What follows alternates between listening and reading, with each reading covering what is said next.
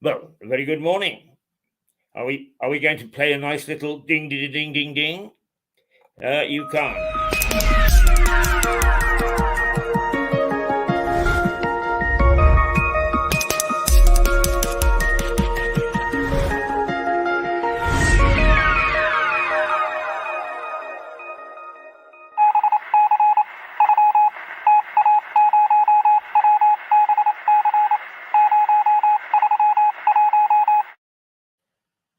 Well, good morning. It's Keith Hayes in West London again, and Max Hurd in that den of iniquity, the White Hart Hotel in Lewis. And how are you this morning, Max? Good. I had to get the 5 o'clock bus this morning to make sure I was in on time and set everything up and make sure there's no technical difficulties, which there will be, I'm sure, today. But we seem to have cleared it up. We're going. Everything's all right at the moment. How are you this morning? How was your journey to London? Actually, it was painless. In every respect, everything was on time. The only thing is that I do have a little bit of difficulty walking, and there is a little bit of walking to be done on my way here. So my back is aching, and I'm glad to sit down. And there is a tray over there with coffee on it, and I can't reach it. I'm salivating. So the first opportunity that I get to race across is I'm going to take and have my morning coffee. I would say this: one of the interesting things is that it has often been said that Lewis doesn't wake up until quite late. I mean, for instance, you can't get breakfast at 6 o'clock in the morning. And it's sad, but next door, the paper shop is always bang open at 6 o'clock in the morning. 6 o'clock, every day, yes, without which fail. is rather good. So that's one thing that is we're able to say toodle pip, or well done. And before we actually get into the jungle, which is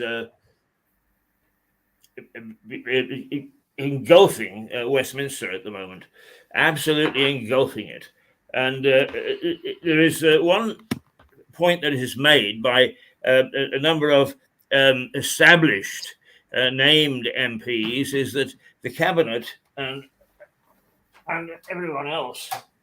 everything else, and all the rebels are what would be known as left-wing Tories.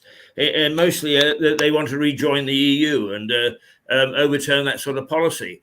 And I'm beginning to. I sometimes disagree with you and Liza about conspiracies and the influence that various people are brandishing around on some of the things that we do in our lives. But I'm beginning to think that there is a damn conspiracy in Westminster, and my 650 of them should all be dumped, all go out and start over again. Seems to be holding some water for the moment. What's your view? I think a lot of people are thinking the same thing as you as well. Yeah, I mean, I think Liz Truss has mishandled things. I never had a great deal of confidence in any of the people to take over from Boris, as you well know. But no one really she's having a very rough ride. No one really did. No one really did have a great deal of confidence. No, and yet you look around at what some of the others, the people that got dumped along the way. And you think, who the hell can take over? I mean, I do not see anybody on either party, in the whole 650 of them in Westminster. I don't see anybody who is a natural successor. I think that the country is in dreadful shape. Now, the only thing that I would say is I don't have much faith in people like Macron either, and the new chap that's taken over in Germany. He's inspired me enough, so I can't even remember his name. No, well, I don't think I don't think anyone should trust the French. No, quite right too. But I mean, there is a complete lack of leadership, and I mean, then if you add in Russia, where now it does appear very much that that Putin is proving to be a man who lacks judgment, who assessed what his assets were and came up with a golden figure, only to find out that they are a bit dross. Is where is their leadership? And the Chinese economy has shrunk under Xi. Have we got any leaders left? And if in fact there are no leaders Well, left, hang on a minute. that Hang on a that minute. actually China's just let me finish. That begs the question: is why? Right now, China's you want to economy disagree hasn't with me? shrunk. That's okay. Hey? No, China's economy hasn't shrunk. It's the only economy over these 2 years since the pandemic started that's grown. Well, according to the report the other day when they had their conference in Beijing, that Xi was the first premier in quite some time where things had gone slightly down, not a great deal, but slightly down rather than up. So who's telling porkies? It's the Chinese Communist Party. You can't trust anything they say, to be honest. No, and one of the interesting things is, when I was working at Reuters, is we had to be very, very careful about the information that we use from analysts out of China, because everybody was afraid to give a bad report. So analysts would look at a company and say, "Oh, look how wonderful it is," da, da, da, da, da. When in fact it was performing rather poorly because they were scared silly that they'd be dumped into prison if they actually said anything bad. So the Chinese, and for that matter, to some extent, Russian analysts and reports on the markets aren't, and you're quite right, aren't to be trusted. No, exactly. But I mean, the fact of the matter is that that was a side issue. Really, we have no obvious candidates as leaders. And when a survey was taken yesterday or the day before as to who should take over from Liz Truss, and it comes out as Boris, it gives you some idea of the paucity of candidates to lead this country, which is is a pretty powerful country. It's a pretty influential country in the scheme of things, and we have nobody capable of leading it. Very sad. Very sad. Anyway, shall we look at the papers? Yeah, I've got the papers open right here. Okay, so you've got the first one is the Guardian. Yeah. The headline is Braverman's bombshell puts Truss on the brink, and of course that refers to the fact that the Home Secretary quit, and apparently there was a raging row between the Liz Truss and Ms. Braverman. Sweller is the first name. I think can it's never remember some of Braverman. these names that aren't traditional. What? I think it's Braverman. Oh, is it Braverman, not Yeah. Braverman? Oh, how Yeah. sad. Braverman sounds much more statesman-like than Braverman. Yeah, I suppose, yeah. They can't even get their names right. Or I can't get them right. But the paper says that that the resignation put the government at the risk of collapse. And the former Home Secretary didn't leave it at just quitting. She attacked the Prime Minister, saying that a lot of the things that they'd promised to the electorate and were in the manifesto have been dumped, and that is just not on as a party. And I think that there's a lot of truth in that. I mean, if Liz Truss is heading up a government which is seen not to be trustworthy and will go any which way at the slightest feel of a breeze, then we are in trouble, because a government does have to have the trust of its populace. And it makes me rather sad, really, because everybody now is having their say. Everybody is going their own which way. And as a consequence, nobody knows where the hell we stand. Nobody knows where the hell we stand. And it's a sad situation to be in. Yeah. The Daily Telegraph, is that the one that you've got next? Yeah, but one question before we go on to that. You say Right. none of them are any good. Is there any single one right now who you think would make a good PM? No. No? Now, remember that I'm not as when I worked at Reuters, I was intimately involved with government for obvious reasons, and I knew far more about what was going on in Westminster than I do now. So it could be that there are people lurking around who I'm being unkind to, but they certainly aren't on the front page. They're not people whose names I would know. And to be quite honest with you, to see Gove sitting there simpering on the front page makes me nauseous. Here Yeah. is a man who has done nothing but being the architect of most of the evils in the Conservative Party at the moment, sitting there with smug self-satisfaction. Thank you, Mr. Gove. You really represented me, and you really represented the country, which is why I thought you were there. But patently, you don't think so. You're an arrogant, nasty little. Yeah. There's only three people that I know of that I think would make a good prime minister. There's three actually. Not you The nominate. two MPs, Steve Baker. I think he's very good. He's a conservative libertarian, and another one who Kemi Badenoch, who is also a backbencher MP, but she's very, very good. And the last one, he's not in Parliament right now, but the only person I think would do a tremendous job as Prime Minister, and I told Stuart this yesterday, and he almost had a heart attack, was I think Nigel Farage would make a very good Prime Minister.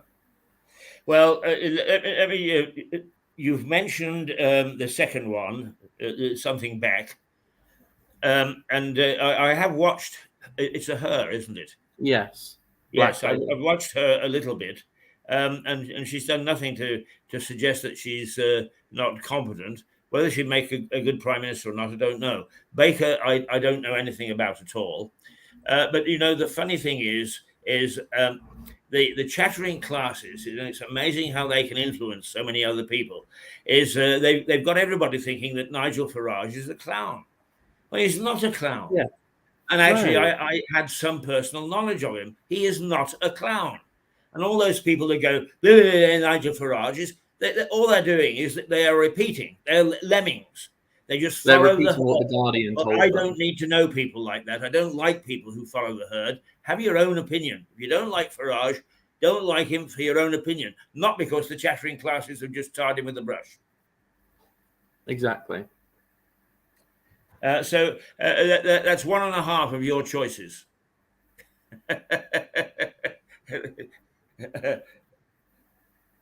That's better than zero. My zero. Yeah.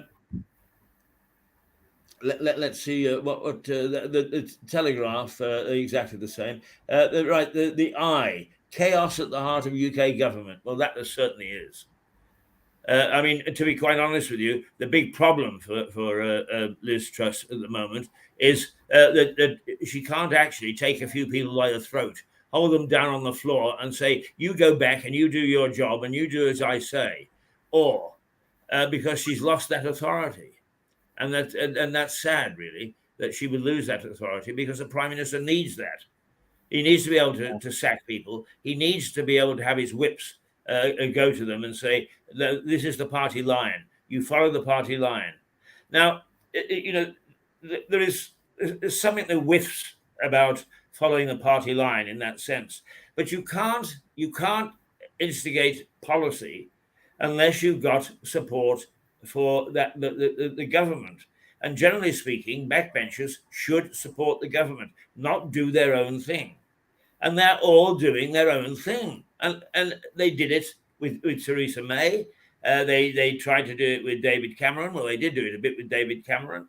They did it with Boris. Is they all are evil, nasty people who cannot play the game so that we get legislation through the House.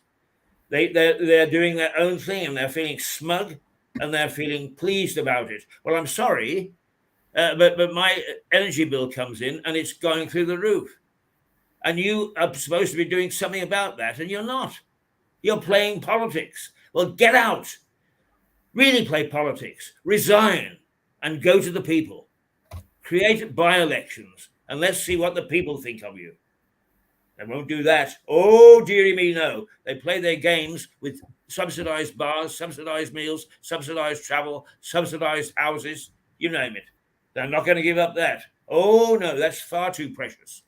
But that's the only thing that's important to them at the moment. What's happening in the country is not. They're not a bit interested. Not a bit interested. And that is absolutely disgusting.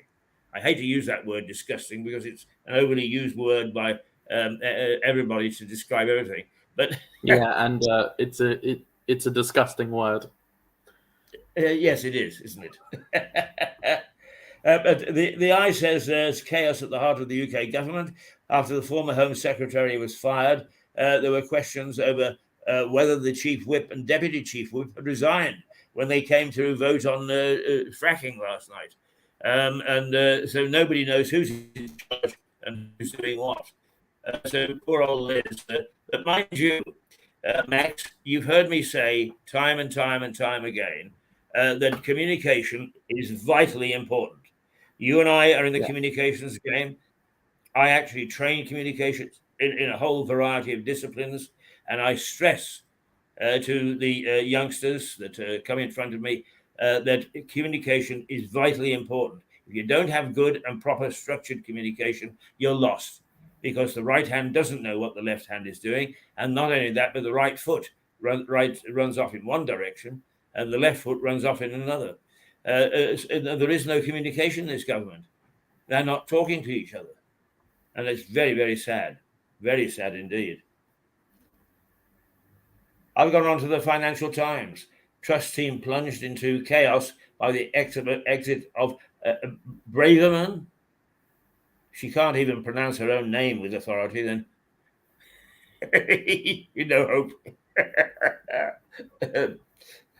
Go on, Suella, whatever the hell your first name is. Say Braverman. Sounds much nicer. The Daily Mail.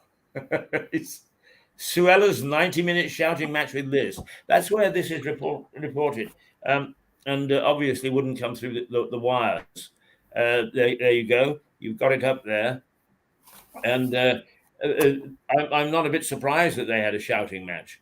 By the same time, Suella, if she's a cabinet minister, she should make her distress known, but not suddenly put herself in a position where there was no option but to fire her.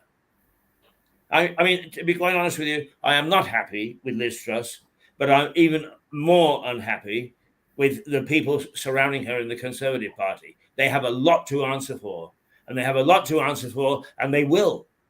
I think that they have damaged themselves so badly that when it comes around to the general election, that they will find that Labour does have a landslide. All Labour have got to do is shut up and keep their nose clean, and they've got a home run. Let's hope they don't, but I don't know. Do you think they're going to win, obviously, but do you think it's going to be a slight win or a landslide win? Well, they say a week is a long time in politics. Yes. And the Labour Party, like the Conservative Party, really? Yeah. But the Labour Party have got people who are out of control as well. And they could easily dump Labour into it so that, both sides, nobody knows how to do it. More out of control. In which case, you might see a resurgence of the Liberal Democrats. Have we ever had a Liberal Democrat MP? PM? Well, many years ago, not in recent times, not since the war. Oh wow! And we did have 10 years ago remind me of his name, as a joint PM, if you like, with David Cameron, and Cameron's first government, which was a merger between the Lib Dems and the Conservatives. That's the closest they've been recently. Yeah. Well, so how long ago was the last Liberal Democrat? Was that like 70 years ago? Just before? I think so. I think David Lloyd George was the last Liberal Prime Minister. Now, historians will immediately jump onto me for that. Let me put it this way: Lloyd George is the last best-known Liberal Prime Minister. I don't know of any since then, but that doesn't mean to say that they haven't, because my memory is not all that it should be.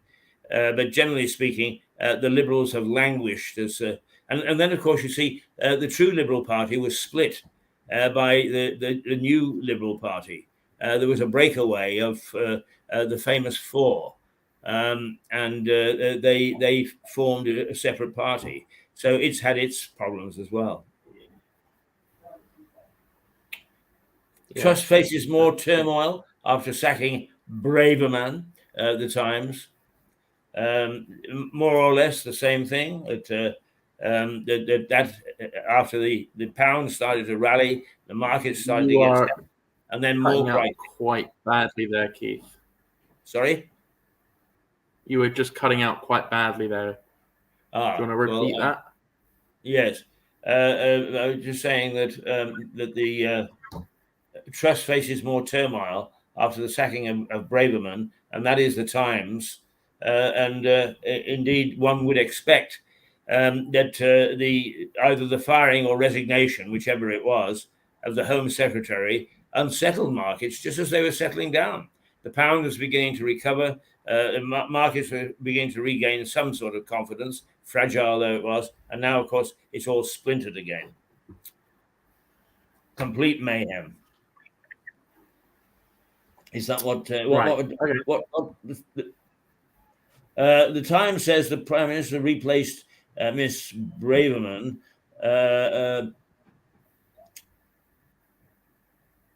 I don't know who she replaced. Who is the new Home Secretary? Do you know? Yeah, I saw that. I don't know who it is. Which paper was that? Sorry, the Mirror. No, this was the Times. Oh, okay. No, Yeah, perhaps you can look up on your famous little phone. I mean, all this happened overnight, and it sounds. Well, am I searching who's the new Home Sec? Who is the new Home Secretary? Yes. I mean, we should know, and particularly since we're expressing opinions, the fact of the matter is all this happened late last night, and the turmoil was overnight, when you and I, like good boys, were getting some sleep because we get up so early in the morning. So we're not quite up to date when we should be. But let's see if your magic little box gives it. The Sun. The sacked Home Secretary piles the pressure on Truss. The Prime Minister loses authority as the Chief Whip resigns. Well, there we go, because nobody knows whether the Chief Whip has resigned or not. I've got it. Never heard of him.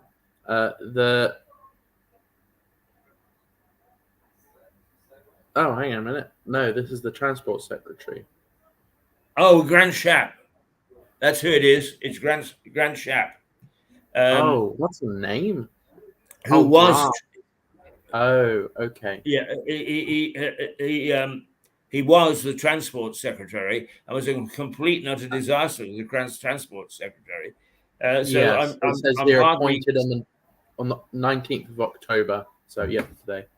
Right. There we are. It's the Daily Express, once again struggling to support the government, because it does traditionally. It's beyond belief. Suella quits, then MPs scuffle in the lobby, and there was some suggestion that the whips actually were. Sorry. Did she quit or was she fired? Because each paper is telling a different thing. She's actually sent in a letter of resignation, but if she hadn't, she would have been had the door locked on her. I mean, she was sacked, but they never say sacked in Westminster. They always say resigned. But in the lobby last night, apparently, when the whips were getting the MPs into the right lobby to vote for the government, there was some sort of scuffle. And immediately those people there said that it was the whips bullying MPs into going into the yay channel. Is behind the scenes when they go to vote. There is a yay and nay channel. So depending on which channel you go through is how you vote. And apparently the whips were trying to, are said to be trying to force MPs into the yes channel and away from the no channel. Now, how accurate that is, I have no idea. I mean, they could have been scuffling for all sorts of other reasons, but it's been interpreted is that the whips were bullying MPs into voting in a way that they didn't want to vote. So that's added to the whole kerfuffle. It really is. It is a mess. It's a mess. But, I don't blame necessarily Liz Truss. I blame the whole 650 of them. They are not fit for purpose. Not one of them. Not one of them is fit for purpose. And the sooner we get rid of them all, the better. And if they, as they say, creates a vacuum, let's have a vacuum. At least you can handle a vacuum with a vacuum cleaner. the Metro, Sualava mess. It's got a play on words. What is it? Sue Elava mess.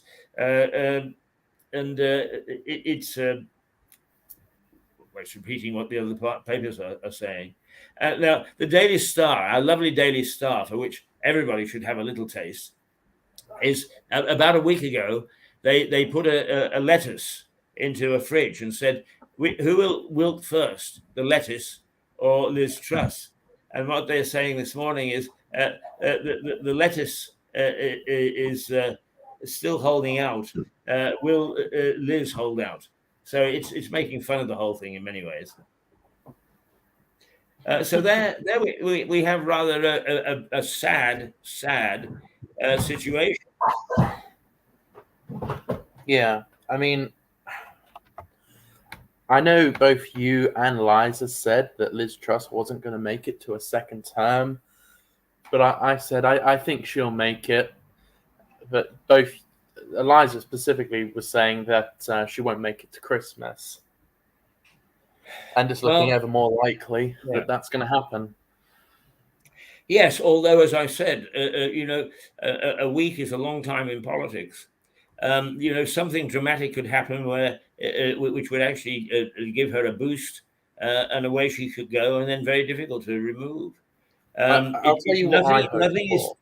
I mean, it is a political truism, Max, and stick it in your mind, is nothing is certain in politics. That's why we all have difficulty in trying to forecast what's going to happen. Because the moment you forecast, something happens that makes you sound as if you're a complete and utter idiot, whereas you base it on the facts at the time. But it is a sad situation. A sad situation. I'll tell you what I hope for is an emergency general election. Well, I mean, Liz Truss doesn't have to call one, because whatever problem she's having, she's got a majority. What could happen is that the Labour could call a vote of no confidence in her, and she would lose the no confidence vote, in which case she would then have to go to the King and say, I've had a no confidence vote. I tender my resignation. What do you want to do? Now, this is where I have to be careful once again, but as I understand it, is the King has some discretion. He could say, go away and meet with your party colleagues and see if there's somebody who could lead your party in government, because you've got a majority. Or he could say, well, I'm not going to go to the country straight away. I'm going to give Labour a chance to form a government, see whether they can do it. So Has that ever happened? there are some options on the table. Has that ever happened? And not that I'm aware. Not that I'm aware. It happened I mean, once it could to happen, but It sorry. happened once to the Australian government. The Queen kicked out the Australian government and replaced them. That was in the 80s, but I don't think it's ever happened here. No. Well, of course, the Queen would actually, and the King now, when it comes to the members of the Commonwealth nations, would be guided by her representative there, the Governor General or the Lieutenant Governor or whatever. Undoubtedly, what happened is that in the Australian situation, our man in was it Melbourne as the capital? Yeah. Yes, I think so. Our man in Melbourne would have said to the Queen, "This is an absolute mess. You have got no option." I mean, she wouldn't have acted unilaterally and just said, "Look, I'm fed up with this. Let's give the other lot a go." So she does have very good advice with people on the ground as to what she should do. Here, of course, she has all sorts of advisors. But I keep saying she, indeed, getting used to the fact we've got a king and not a queen now, is not easy. But he will be very aware of what's going on, but he will also have a lot of advisors. And of course, we have the Privy Council, which, although it's very big and never really meets as a whole, still has some authority to make recommendations. So it's not just a will the king suddenly make up his mind to do so and so? But in the case of asking the opposition if they can form a government, I would think that that's fairly clear cut. Is if you can persuade enough people in the Conservative Party, Conservative MPs, to come and join you in forming a government, then go for it. That would be the sort of overriding issue, I think, as to whether our king, would say, yes, try and form a government. So that's the papers. Max, where are you leading me this morning? Well, I don't have all the shows because they're all on your computer. So I have a question for you. Do you have the present button at the bottom of your computer screen? An event button? Present. When you want to show a clip. I don't see anything that says prevent. Present. I mean, I can actually. I have an invite button and a present. Yes, a present button. Present. Okay, yes. I can go to whatever files I've got, and you're going to let me have files. You're going to let me have a little look and see what I should play. Well, how very kind of you. Yeah. Let's see if there's anything that strikes me. There's lots on this computer I'm using, but I don't know what any of it is, and I don't know if I can show most of it. I know I showed the interview you did with the former MP. What was his name? Your friend. Norman Baker. Yes, I showed that. That's on this computer. It's not a bad one. And the thing is that Norman wouldn't mind if you... I mean, it's quite a long one, as I recall.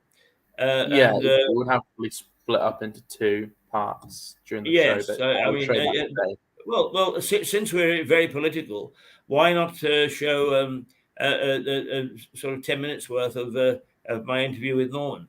That's quite a good idea. Yes, I'd have to find it first. It's on this computer somewhere. Well, I'll tell you what we haven't done this morning yet is we haven't gone down to the park.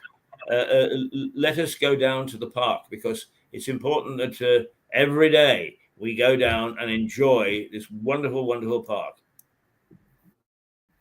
Yeah. I'm just trying to get that up now.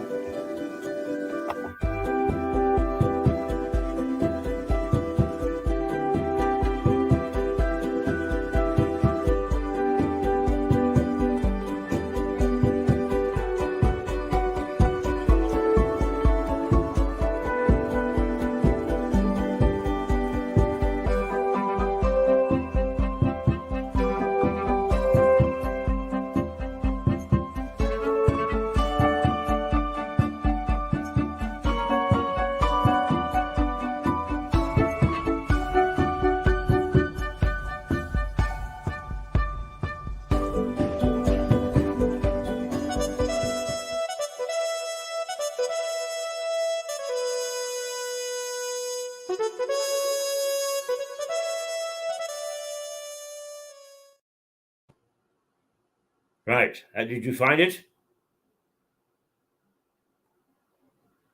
Did you find it, Max? No, I didn't. No. You didn't. All right. Well, let me see what else we've got here that might be of suitable suitable for playing, particularly with what's going on. Yeah, I think it might be on one of the SD cards. Well, that could be.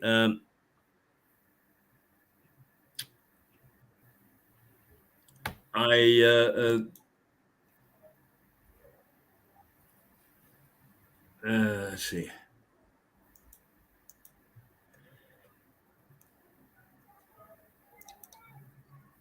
I would like to think that I can get to the desktop, because on the desktop we've got all sorts of interesting stuff, I think.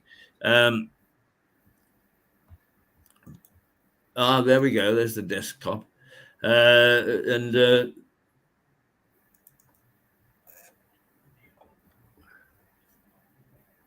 not being very helpful this morning. No, it's slow here as well.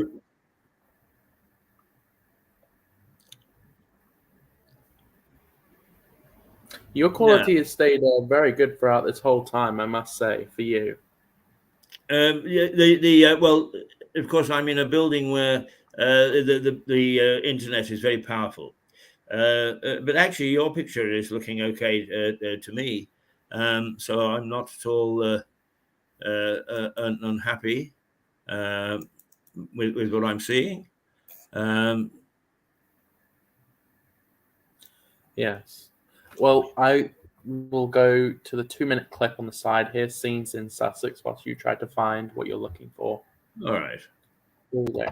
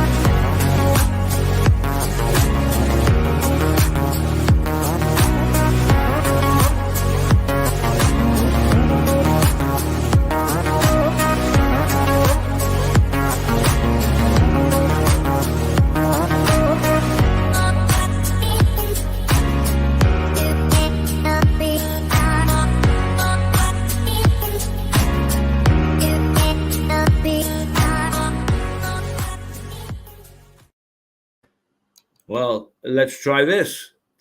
A bird's eye view of Lewis.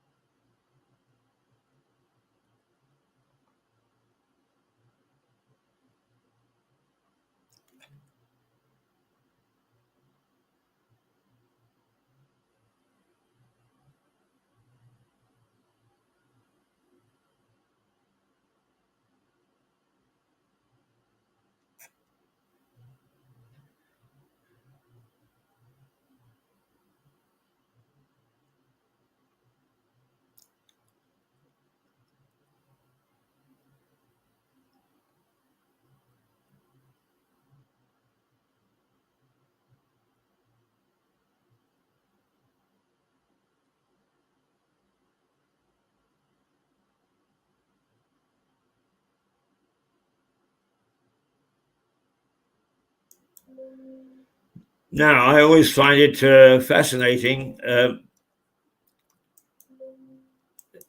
I'm sorry. I know what I've done. I always find it fascinating to see our town from the air. So we're back.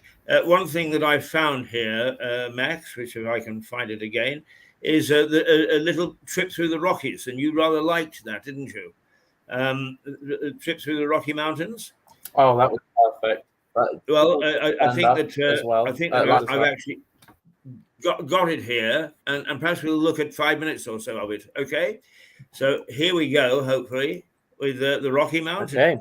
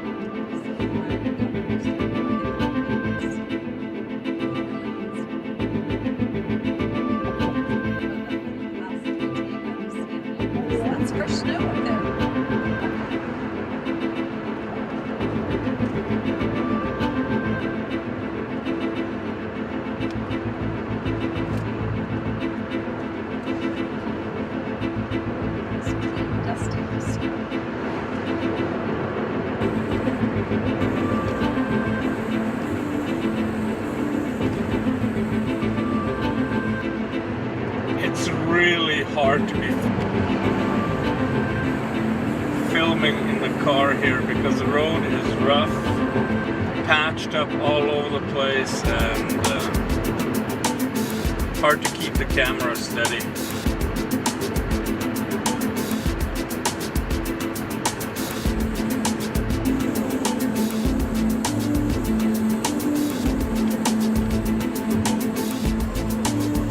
Now that is a rugged mountain range. The nice thing about being behind big trucks is that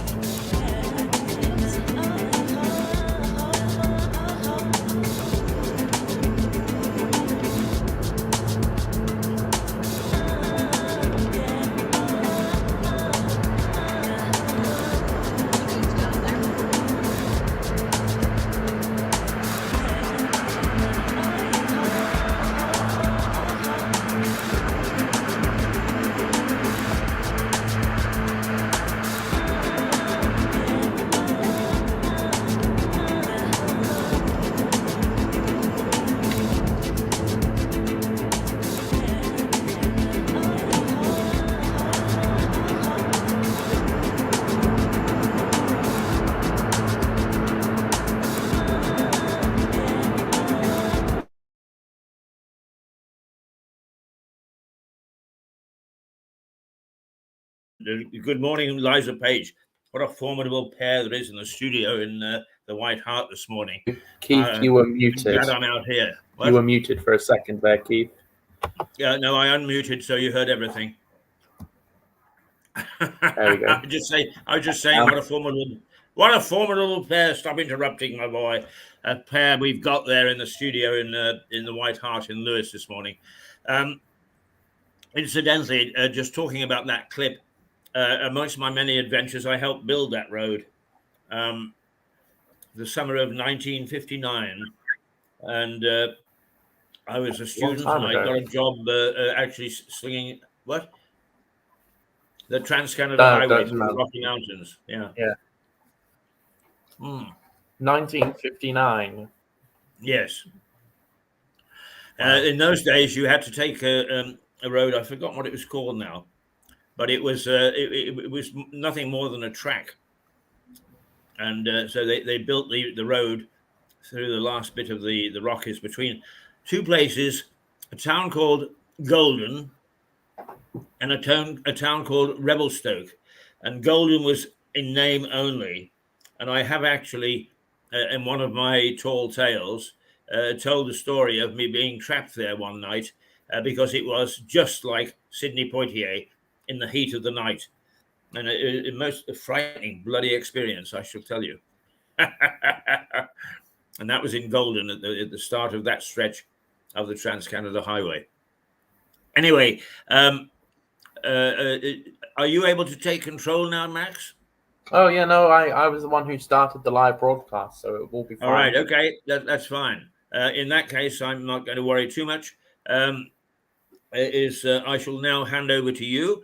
I shall sit and watch, and if you want to call on me, I am here. But I now, how can I stop the great public and deny them the chance of seeing Liza and Max together, gearing up on the end of the runway, ready to roar down and bomb the hell out of this populace, the people out in the street. Right. Okay, away the two of you go. Thank you very much for joining me, Keith, this morning. Okay, take me back. When are you coming home? Bye. I'll be home Christmas Eve, I assure you. Thank you. You must be having a good time. I'm working very hard. Liza, you know very well I'm working very hard. Not any time for frippery. Or I haven't even been to the pub. Here I am in London and I haven't been to a pub. We'll fool you. Yeah, I know. Dreadful, isn't it? Okay, you want to get rid of me, Max? Do I have to get rid of myself? No, it's all right. I'll say goodbye. All right, see you. Right, okay. Goodbye. But I am here. I can be on standby in case you need me. All right. All right, there we go. Good morning. Good morning. Thank you for joining me. Yep, thank you very much. You look smashing. I've got a new shirt actually. Bought it at I've forgotten the shop name, but I bought it at a nice shop in Brighton, in the lanes, in the North Lanes. Yeah. Well, you look very nice indeed, and I like your hair taken back like that. Yeah, I've got it in a ponytail. The only reason I have it in a ponytail is because I didn't wash it this morning. I woke up too late. Sins there. Hello, everyone. Hi, how are you doing? How are you doing this morning? Yes, I'm fine. I was working at home on the computer, and do you know that they are paying £250,000 to English pilots to go over to China to teach the Chinese how to drop bombs? I really don't want to believe that story. I promise you it's true. I promise you. Where was this from? This was on Epochs. Oh, okay. Yeah. The Epochs Times. Yeah, they're usually fairly reliable. Yes, so and I'll have to have a look at that myself. Yeah. Yes, but it doesn't really seem fair, does it? No, you're right. Not really. Yeah. The potential threat to national security in which Chinese pilots could be given advantage in the future conflict.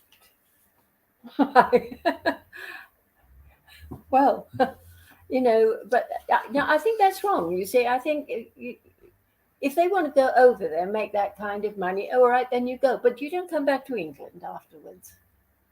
Yeah, you go, you don't come back. Yeah. Yeah, no, well, I think that's fair. Look, they're British people. They've accepted their training in this country. They've had the advantages of this country. Why Yeah. should they go over there and teach the enemy what they have been taught here? that is very concerning. And the All for epochs- money. All Yeah. for money. 200 and what? 250,000. 150,000. Very tempting. Very tempting. Very tempting. Yeah, I mean, if I had an offer to get paid 250,000, I'd probably say yes, but not for that. I mean, that's ridiculous. That's a very hard offer to refuse. Yeah, but they're going to come over, drop their bombs, and kill your children, and make life very unpleasant. Look, just my opinion, but I think if you go, okay, you go, stay there, make China your home. Yeah. Also, the Epoch Times, I would recommend anyone to go have a look at them because they have lots They're of good. excellent. Yeah, excellent. they really are. Really, they are. I mean, once I get on with that's my day shop because the information they're giving out is priceless.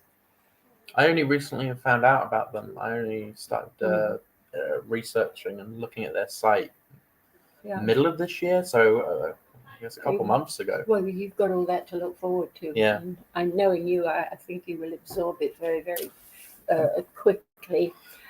Your friend Alec Jones, that poor man who's done such a lot of good. I mean, they're just making an example out of him. Oh, absolutely. That's it. Absolutely.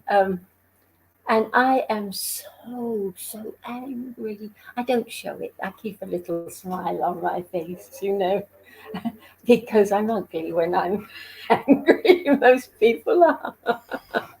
But all these people, and I have made a little list.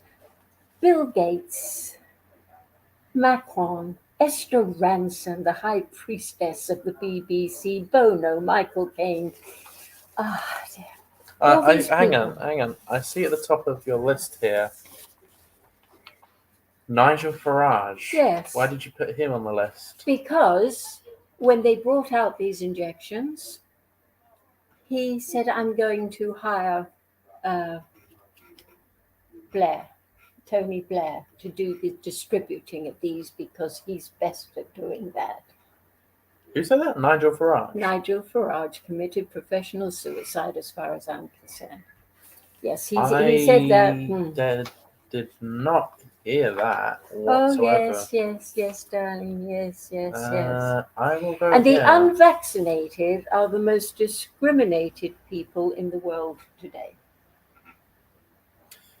Yeah, luckily we live in a country that's not that bad for it. But yeah, Switzerland and Austria Well, are very I think bad. that Australia and New Zealand as well.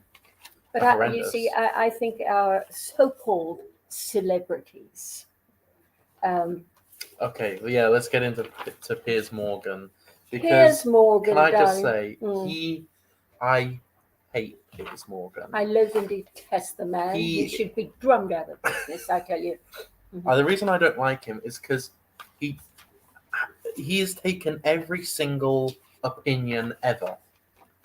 Every opinion, I had that opinion. He takes every single opinion to try and make the most amount of people like him. Yeah. So at one point he was against the vaccine being mandatory, and then he was for it. He keeps switching on everything. Everything's for gun control, for gun rights all the time.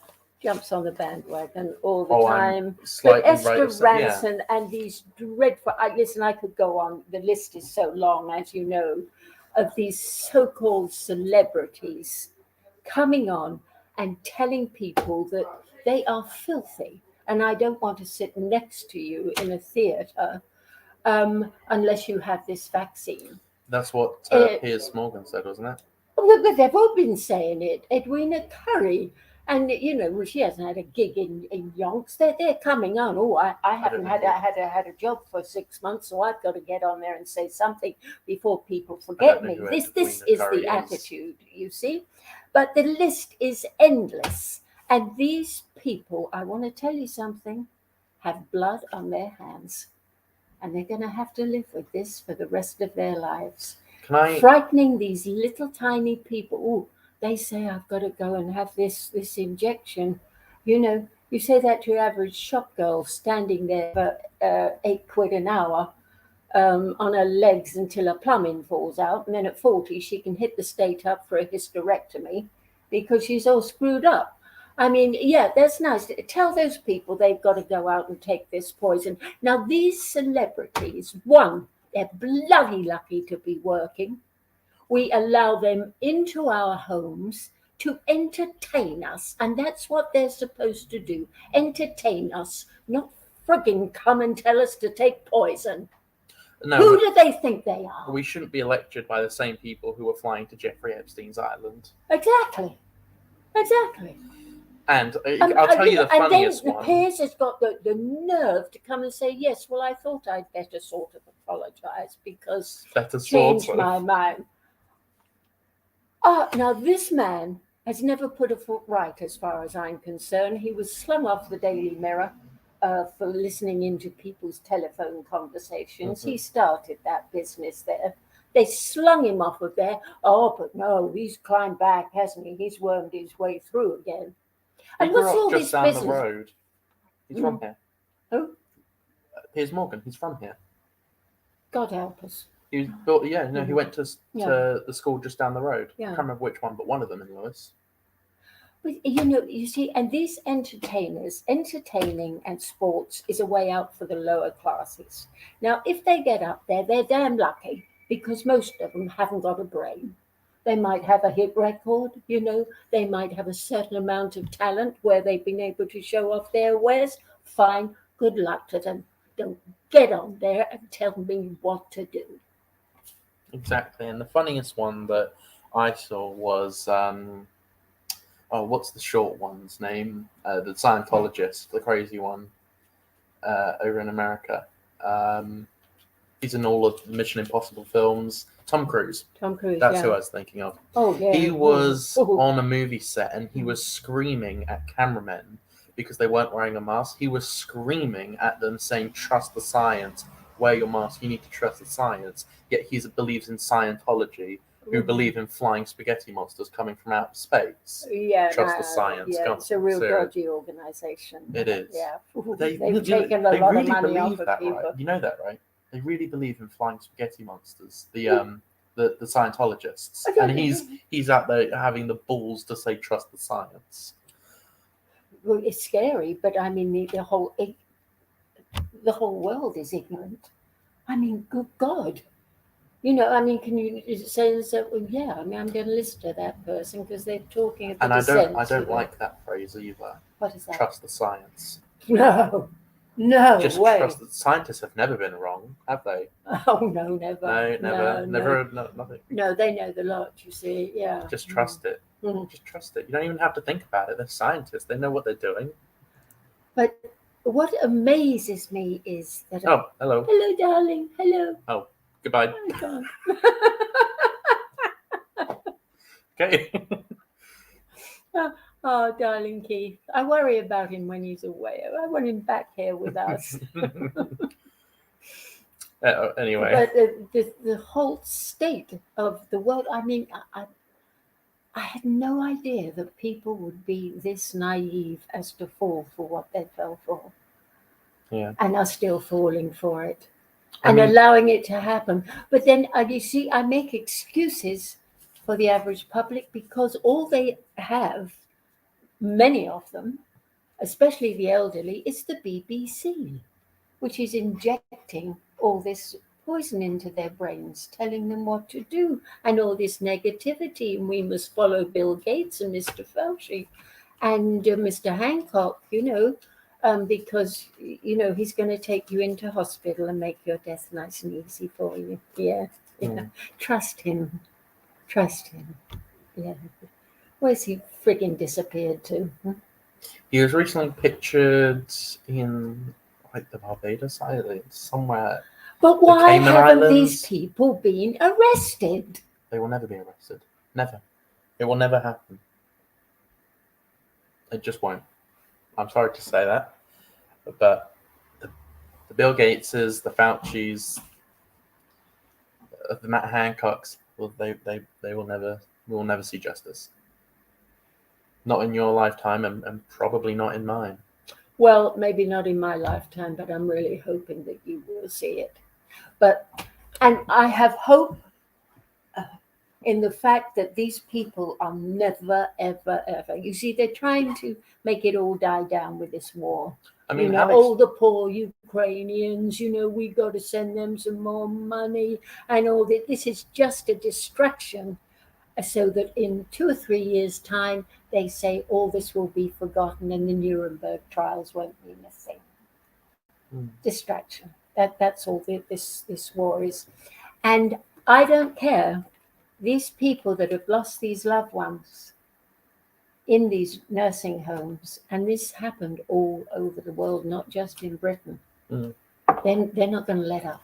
New York. Sorry. They are not going to allow this to be forgotten. New York was the worst for it. They were putting healthy people, who happened to have COVID, into the nursing homes. Well, they did that here, didn't they? I don't think they did, no. But what they were doing in America... Well, I've got to disagree. What they did in America, in New York specifically, Andrew Cuomo, the governor at the time, say if someone like me, or my mother's age, 45, someone like that, if we got COVID, they were being put into the nursing homes to be quarantined. Oh. It just, obviously, it is not incompetence. That it's is planned. not incompetence. But you and I have had this conversation before, Max. I mean, all this thing has been planned many, many years before it happened. Yeah. You do not bring an entire country into shutdown in 48 hours without planning it very, very carefully. You just don't do it. I'm sorry. No way. No, certainly not. Yes. Shall we go to scenes in Sussex for a quick breather whilst we look for it? I've got the next story on my phone. Here we go.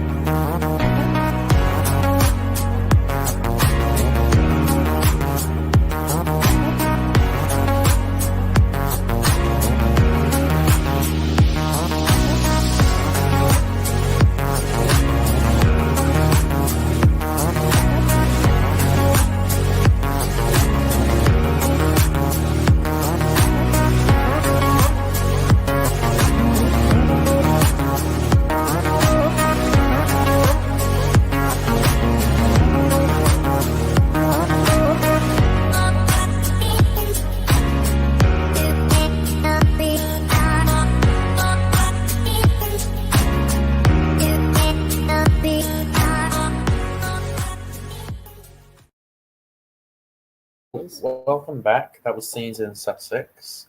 Sorry for Hello. interrupting you there. What were you just telling me? The EU to demand holidaymakers' fingerprints and facial images at borders is the latest ramp up of mass digital surveillance. Yeah, up to 30 pilots have recently moved to China after securing a 250,000 a year contract. It was revealed. Yikes. Yeah. We were just What talking. do you think will happen now to your friend? Alex Jones. What do you think he'll do? Oh, before I forget, David Icke has been banned from Holland. From Holland? Yes. What? He's in the Netherlands. They won't let him in. They're frightened of him, you see. They won't let Most him. powerful man in the world today. They won't let him in. I wouldn't say most powerful, but yeah, certainly influential. What was your question? Oh dear. Oh yes, Alex Jones. What's he doing Alex, now? that lovely Alex, who's going through the most awful time.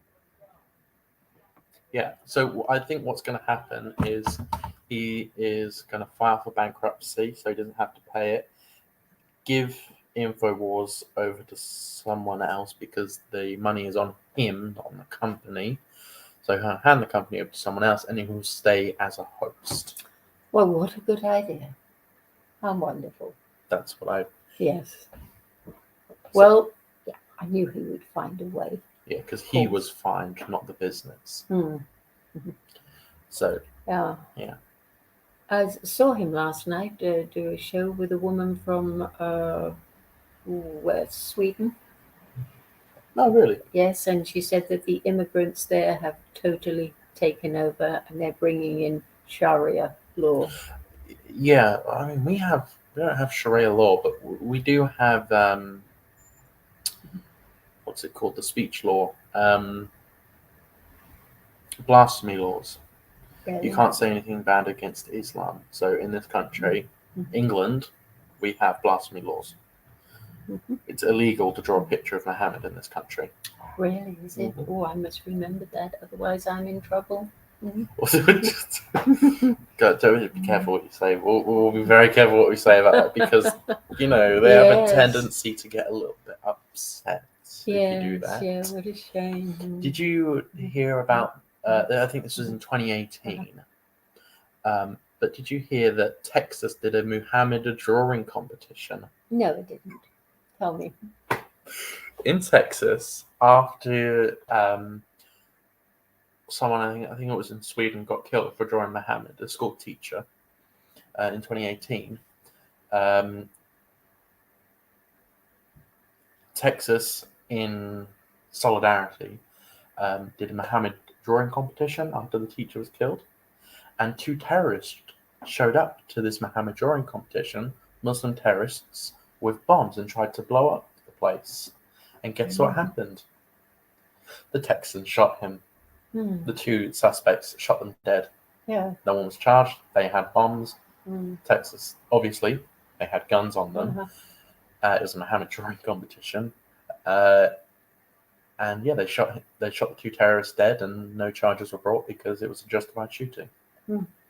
So that was the Muhammad drawing competition in Texas. Did anyone draw a picture at all before all this happened?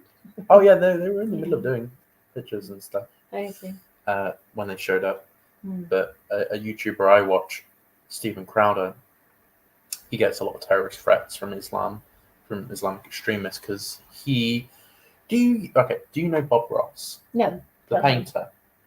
Bob Ross? Oh, I would have thought you knew him. No. Anyway, he was dressed up as the painter. I know Sarah.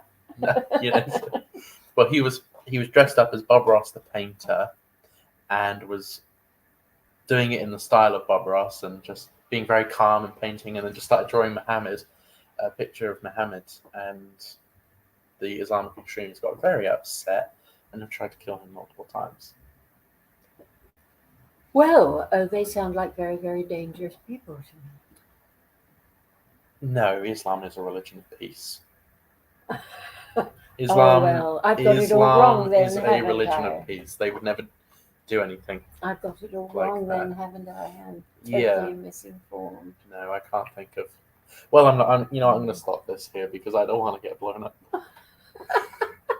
But yes, so it's illegal to draw a picture of Muhammad in this country.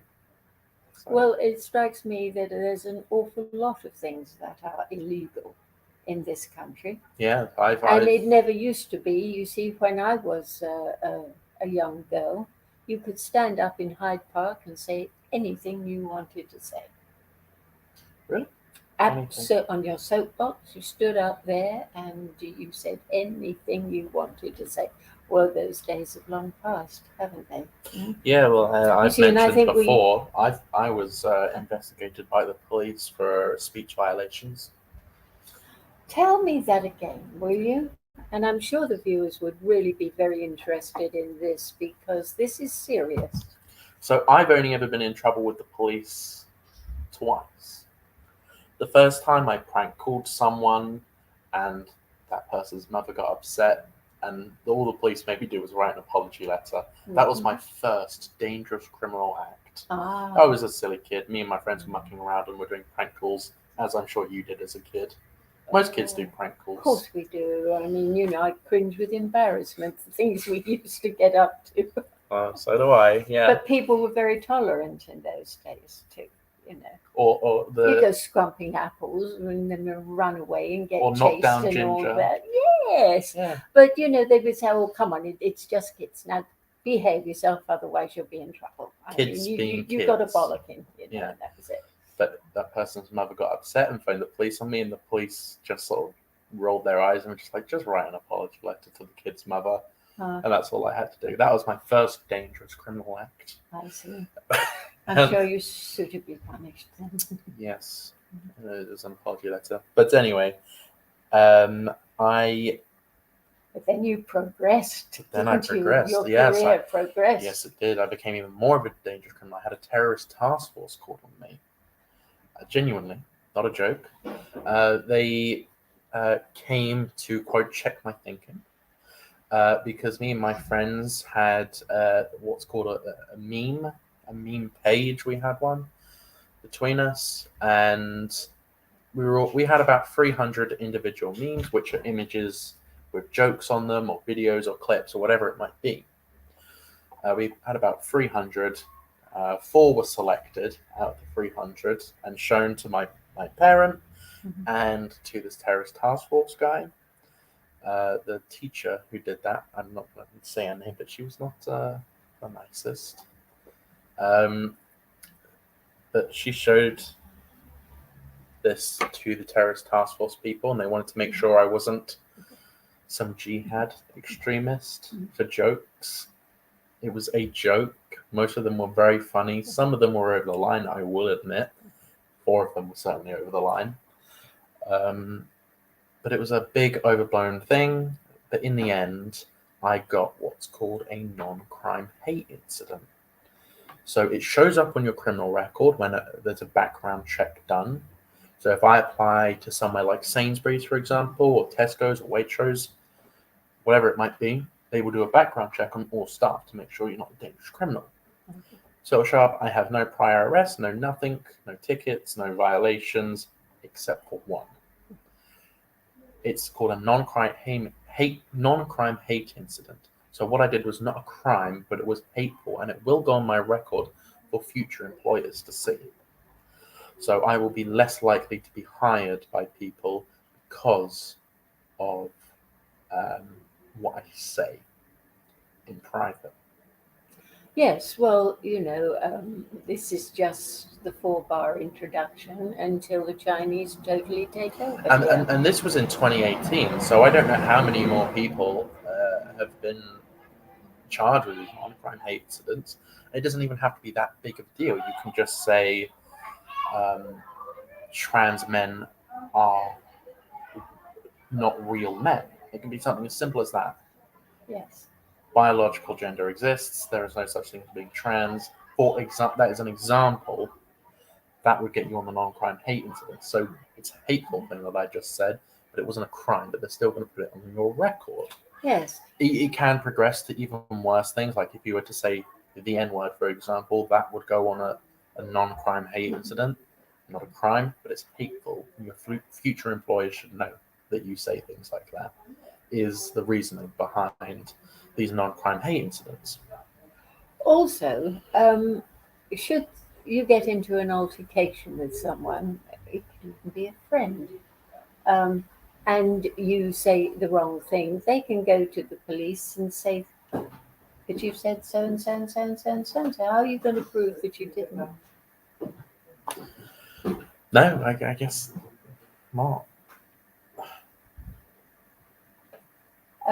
The thing that come on, you and I talk so much about this. It's so petrifying, this world that we are living today, just sitting here waiting for this new world order to take over. And really sitting here and waiting to get banned from going live. Yeah, well, when they take over, I'm very sure they'll have us on record, I promise you.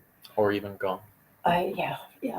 And, people are not mentioning that, as I said before, Peter Hitchin and some of these so-called good writers that seem to, have high regard for Britain, you never hear them mention a new world order. You never hear them mention Bill Gates. You never hear them mention Fauci. No, I haven't heard Peter Hitchens really go in depth about the Great Reset. No. But I understand why he doesn't. Okay, because there's lots of people who go on about it. But the thing is, if he talks about that, he's just going to get banned from everywhere immediately. To him, what is the point? Why should I not stay in the mainstream and let people know about these big issues? Obviously not the biggest ones being the Great Reset. He doesn't talk about that. But he would just get banned and go to a dark corner of the internet like everyone else has to do. What is the point for someone like him who's already an established figure? Oh, yes, and also he makes a good living. I'm sure he And does. with his brain, so he should, because I told you before this, I had great respect for the man. But when he almost maligns non-vaxxers, and oh yes, just a bunch of old non-vaxxers down there, I'm sorry, he loses me. He loses me then. He knows the seriousness of these injections that they've been giving people. I mean, that foolish and naive he isn't. He knows what Bill Gates has done all over Africa for so many years and is now doing it here. So how can you stay quiet about something so serious? I mean, he's got children. He's brought children into the world. I don't know if he has any grandkids or not. I don't think he does, no. But no, it's not good enough. Sorry, it's just not good enough. This is far, far too serious. All you get is him talking about a Christmas turkey his wife cooked in Russia. How many times have I heard that? No, it's so lonely, Max, because there are people out there that know what is going on, and they're... Yeah. Oh no, trouble's arrived. You'll see in a second, trouble has arrived. Have they come for us? Well, someone has. Oh dear. And here he comes now. Hello. Hello. Good morning, Stuart. Good morning. Hello, Stuart. How are you? I'm very well. Oh, I do like good your friend hat. Samantha That's very nice. Hastings was on the show program. We're on live now. Oh, right, I'd like okay. to say hello. Yeah, and he said everything I said. But back in the day, 30 years ago, there was a galaxy of talents. Roy Jenkins, Dennis Healy, da da da da. Now, none of the current ones are capable of running this country. And that's what I said to you, didn't I? That Boris was shrewd enough when he was Prime Minister to pack the cabinet with second-rate Brexiteers. And that's the mess. And then you're going on and saying that, we've got to do something about Brexit because it's a complete waste of time. And so I it's over disagree with everything that. you believe in, he knocked down. So Okay. where's himself? Is he coming back ever? Hmm? Where's Oh, Keith? Keith is still in London. He might be back tomorrow. He might not. He might not. I don't know. Has he been told that absence without leave is a serious offence? Well, we're live right now, so I'll talk to you in a bit, Stuart. Well, I'm just going down to after a while. I'll pop in on the way back. Okay, see you later, Stuart. Yeah. Yes, we were supposed to do our show yesterday, but he wasn't able to come in. Was he not well? No, well, actually, his wife isn't. Stuart's actually suing the county council For what? because his outside Waitrose, his wife tripped over an uneven pavement slab, No, and yeah. at 79 years old, Mm. that's bad news. Yes, not that So at all. she's It's not- very, very dangerous. Have you tripped over at all, or are you still all right? No, I'm very, very careful. Yeah. Yes, because I had a sprained ankle. Well, I did my Achilles heel, just one. Don't remember doing it. No, I wasn't drunk, darling. No. But just woke up one morning and, wow, what is this? Took doctors, X-rays, things like that, and I hadn't broken it, thank God. But it took such a long, long time to heal. And I have a flat with 13 stairs, so council finally came to put another rail at the side for me because I was, going down up and down stairs with a very awkward angle. It was very bad for the body. And 2 rails have made such a difference to my walking down those stairs and walking up. The whole body feels more exercised for benefit. So I do thank them for that. But as regard to falling about, no, I haven't done that for a long time. Well, you know what? I tripped over on my way to yours the other day. On that you road, were very, very tired when just you about came in. just over the train track area. There's an Mm. uneven pavement slab there as well. They're There's everywhere so in many this in town. Lewis, very, That is very much. awful. Yes. Yeah, years ago I had a big sprain on my ankle that I think is still with me. It's a weakness there, but no, it's in awful condition. But I tell you Keith what, goes we've got a big influx of rats down there by Tesco's bus stop. Really? Oh yes, and they're very blasé. And Oh, if gosh. somebody leaves, a carton or something in it, juice, oh, they're there having a buffet. I freaked out this morning, because a fox came out of the bush whilst I was walking down the alley, Ah, and that freaked me out. ah, But I had to get the 5 o'clock bus this morning to get in. Which, really? Mhm. Yes, but I had to go home to get the laptop, Yes. so I couldn't. Anyway. Well, you've got a lot on your mind at the moment, you poor little love, haven't you? Mhm. Yes. Now then, I was really quite concerned when I spoke to you last night on the telephone. You sounded so very sad about your little dog. Yeah, one of my dogs is gone now. He. Who took him? Did your Um, mom drive him down there? No, we had to get rid of him because he had a lot of he had a lot of behavior issues. We couldn't. We just couldn't cope. Mm. We couldn't cope, and he's gone to a home in Essex. Yes. Not a family friend, but a family friend of a friend. Mm-hmm. So that they're a good home. They've already got lots of pets, 3 cats, 3 dogs. Uh-huh. They train dogs as well, so they know what they're doing. Yes. So yeah, it's sad he's gone, but Well, I'm sure if he was doing what he was doing, I don't think he was awfully happy. So he'll be much better off with these people, won't he? He'll have company if there's other dogs there. I remember we had 3 dogs and a cat. Yes. Mind you, the cat was very grumpy. It's 16 years old. Yeah. Anyway, look, see what they can do. If they can't do anything, go and get him.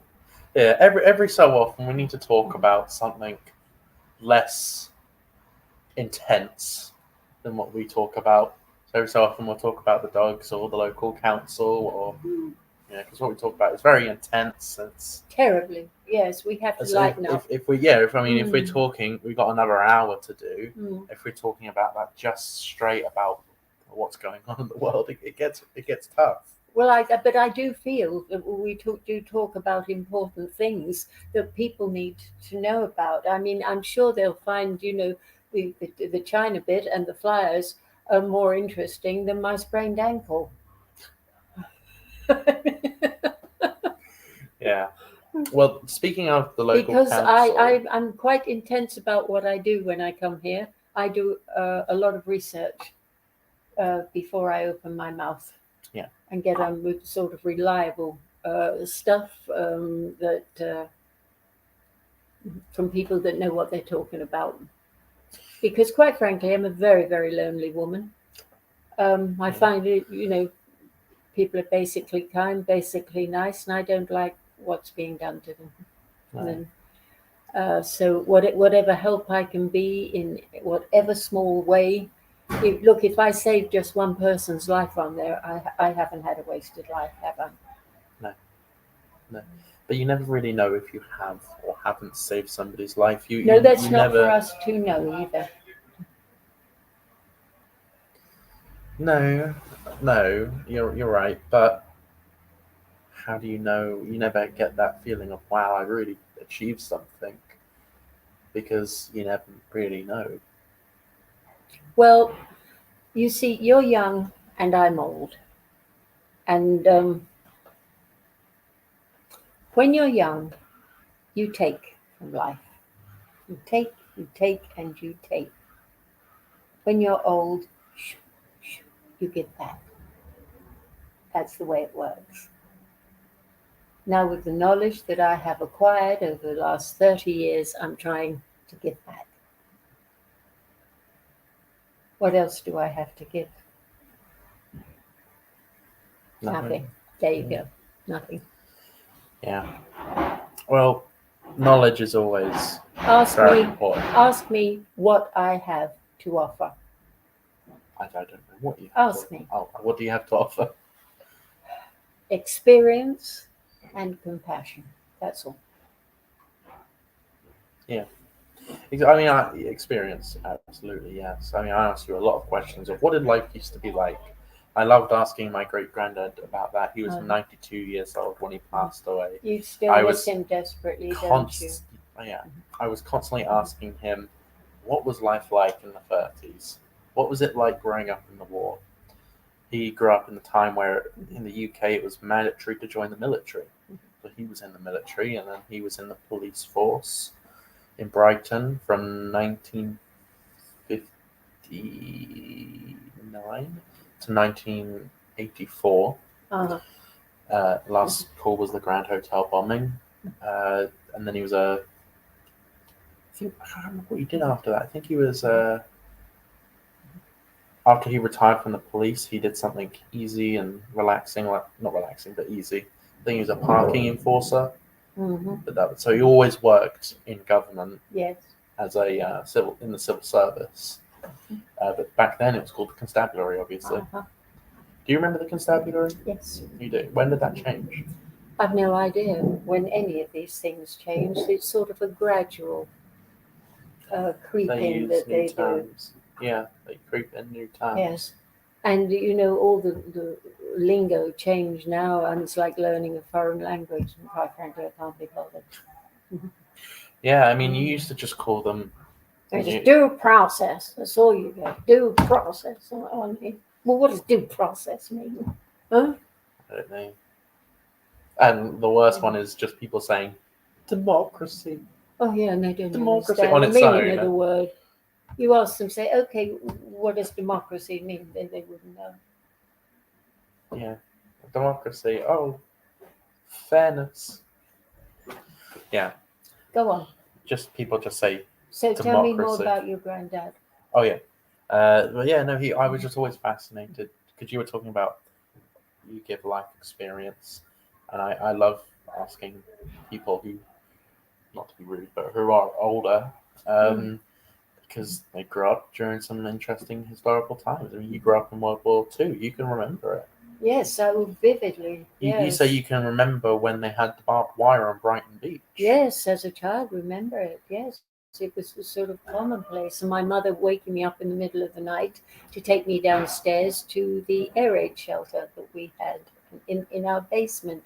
And I hated being waken up. It was awful. I remember, because I like wanted my sleep. And I remember the bombs dropping and all our windows coming in from the blast of a house that was hit down the road. And I can remember my mother screaming at these planes going over and my father just letting her do it, to get this anger out. I remember all that as a child. And the funny thing was, though, my mother was holding me in her arms like this, and there was all this chaos going on, and there was my grandmother and 2 other neighbors. And I said to my mother, "Don't worry, Mummy, God will take care of us." Now, where I got that expression from, I will never know, Max. You didn't grow up religious, did you? You didn't go to church. You didn't grow up my religious. family weren't religious. My father was an atheist, even though he read the Bible every day because he said it was a good book to live by. But very true. But this, God will take care of us. And I think they were so stunned. I think a couple of the ladies cried, They were so touched by the whole thing. But then looking back, he did take care of us. He did. Yeah, it must have been scary being in Brighton because I guess Sussex and Kent would have been where the planes flew over to go to London. Yes, they did. And you could hear them, the doodle bugs. And you would they called them doodle bugs. I've never heard that in my life. Yes, it was quite famous. And they would fly over and you would hear them. They made quite a big noise. And it was when the noise stopped, that was when they were dropping the bombs. Yes, we wonder who they hit tonight. Yeah, it was not very nice. But at the end of the war, you would go to the cinema and they would show the main picture. You'd get the news and the main picture. But at the end, they would show the concentration camps in Germany, and they would lock the doors so you couldn't get out. They forced you to sit there and watch these films. Now, we didn't know the extent of what was going on over there. And I didn't see it, of course, I was far, far too young.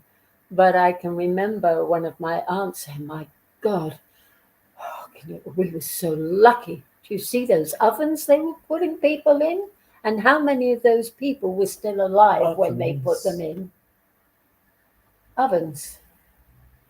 In the concentration camps? Yes. Right, yeah.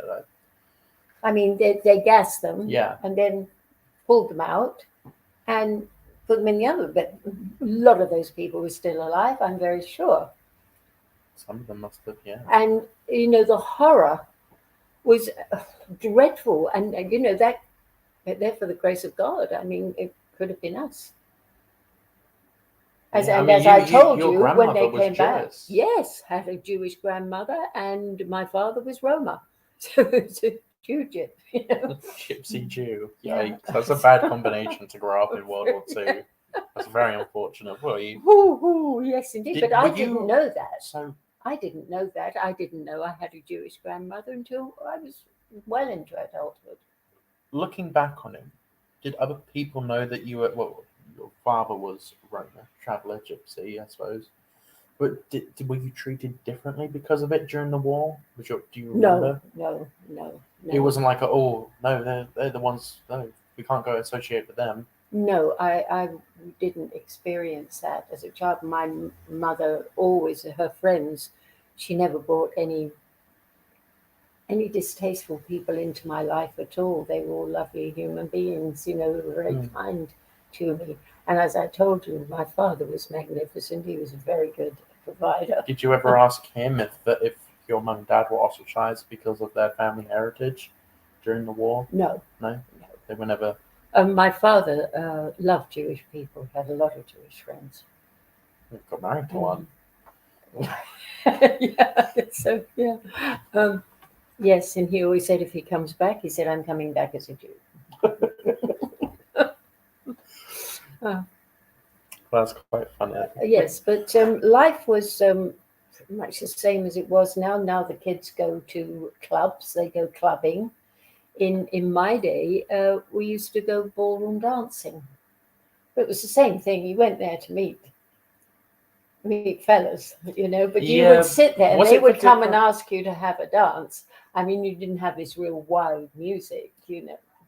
Was You it would have a good different? dance band, you know, that was, you say, hey, there's a good band coming, you know, we've got to go and see them. But we went for dance. We didn't go to scream about. That happened when the Beatles started. It vastly changed You the can whole remember music scene. when rock and roll started. Oh, heavens, yes, yes. Absolutely. Wow. And that's- it knocked me off the perch, I tell you. Weren't a fan of it? Hmm? Weren't a fan of rock and roll? No. And it I'm assuming it you kicked still me out are. of the business too. Oh, it did? Yes. Yes, because when the discos arrived, discotheques, it was just you. When was that, the 70s? Or the 60s? Yeah, 70s, late 60s. It's the Yeah. late 60s started, then way into the 70s. It was full force there. So, being a cabaret act, I required a band to accompany me. Well, if you work a hotel or a nightclub or whatever, it's much cheaper to put in a discotheque than hire an act and a band. You see. Right. It's totally different format. And also, I hated the music. Couldn't sing it, wouldn't learn it, didn't want to know it. But I still found a niche for what I was doing for 9 years when all that took over, because I worked a lot of American bases all over the world with Did a man you- called Lou DuPont, who was probably the best ventriloquist in the business. So he had his act, I had my act, and we worked a lot of military bases. Some were very good, some were primitive, because we did a year in Vietnam, worked out of Saigon. And but if you're working, say, Japan or yes, and some other countries, you might be lucky enough to get a 25-piece orchestra accompanying you. So that was, you know, a big treat. But it was a different format, but there was, you know, acts are a funny breed of people. They're like the birds, they migrate, you know. And always, if business is bad, if you have a round the world ticket, if you can't get work in that country, if you've got a round the world airline ticket, you can always go where there is business. And they find these avenues, I promise you, they do.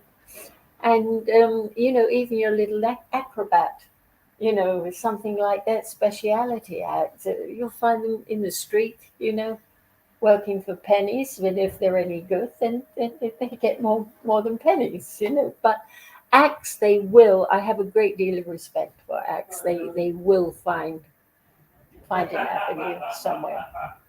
I mean, these rock and roll singers, I think they're just terribly lucky, because without a hit record, they mean nothing. And they get that one hit, boom, they skyrocket if you've got any sort of a good manager. And the Beatles had an excellent manager. Well, I quite like rock and roll. I'm sure you do, Yeah. because that's your generation of music. You No, would do. oh god, no, the rock and roll generation, that was late 70s, Well, early 80s. well, what is the music now of your age? Awful Yeah. music. I can't It's understand. a lot of it. It's all right. You got pop music and stuff. That's still quite popular. Mhm. Popular. It's popular music. That's the Mhm. name of it. Pop music. But the worst at the moment is sort of, it's moved on from rapping into sort of grime. What? grime. Grime. Yes, Oh, the it UK grime, sounds so ghastly. UK drill as well. Uh-huh. And it's awful. It's the most vulgar lyrics you'll ever hear in your life. You've never heard anything so awful. Yeah. The lyrics, awful. Mm. Singing, awful. Music, yeah, there's rarely like guitars or drums. It's all computerized noises, computer Just beats, sounds. Mhm. sounds, yeah. Oh, Um, and they're And like almost not do speaking. youngsters actually like this? There are a lot of It's people so my age. sad, isn't it? You can So tell, sad. you can tell in the street who likes what sort of music Mhm. based on the way they dress. Me, not so much, I guess. You wouldn't be able to tell, apart from my long hair, that I like rock and roll, I suppose. But the people who like grime and drill, you can generally assume are the people wearing tracksuits Uh-huh. and Adidas tracksuits. You know those jogging bottoms, Adidas jumper. That's what they like. That's what they listen to. Because the clothing is influenced by the music. Yeah. Um, But everything is inverted now. I mean, you'll have lovely hair one side and then it's shaven. I hate that. I mean, if something is good, they immediately make it bad. Yes. All this inversion, which is so satanic. Mm-hmm. Yeah. So the emos are still sort of a thing. You see them a lot. People with black hair, black painted nails, black clothes. Uh-huh. Sometimes purple, pink, blue hair, that sort of thing. They would listen to, I suppose, like a lot of. I don't really know what they would listen to. I suppose I'm trying to think of her name now. Oh God, it's completely gone out of my head now. She's like one of the most popular singers of all time in history. Oh. Damn, that's really annoying. That's It'll really come to annoying you. me. The computer's just off kilter. It'll come to you. Don't worry. But yeah, I mean, if you were to see me, Is she regular- English or American? American, it'll come back to me eventually. But if you weren't to really know me or know what I like, what would, by the way I dress, what would you say? Country and Western. Country and Western. I do like country and Western, yeah. Check shirt. And cargo Yes. trousers. Yes. I mean, my trousers here have 7 pockets. I love my cargo trousers. They're the best. I store so No, much in these. you like to be comfortable. Don't Yeah. you? Shows it. I do. I like comfortable clothing. I like comfortability more than anything. Yeah.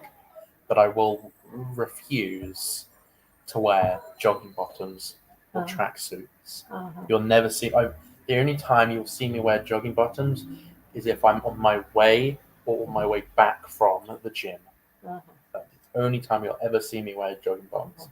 Never wear them to work. I own 2 pairs Uh-huh. for lounging around the house Yes. and the gym. Those are the only 2 times I wear them. You'll never see me in public wearing them. I hate them so much. Good for you. Good for you. Yes, they are sloppy too. Yeah, that's why I might. Well, there's in my day there used to be a code of dress, and unless a man was wearing a suit and a tie, he wasn't allowed in certain restaurants. You just weren't.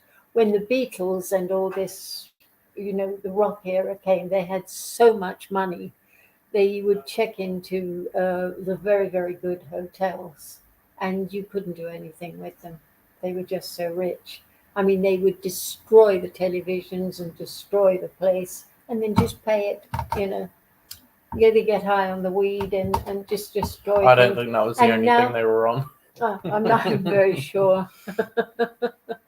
But yes, it became, and then we had this flower power of business, which was the whole thing was changed horribly, and there were no standards. Do you not of like the dress. flower power thing? No, I'm sorry, didn't like it, and Well- I avoided that because those were the years that I was doing my traveling all over the world. Besides the,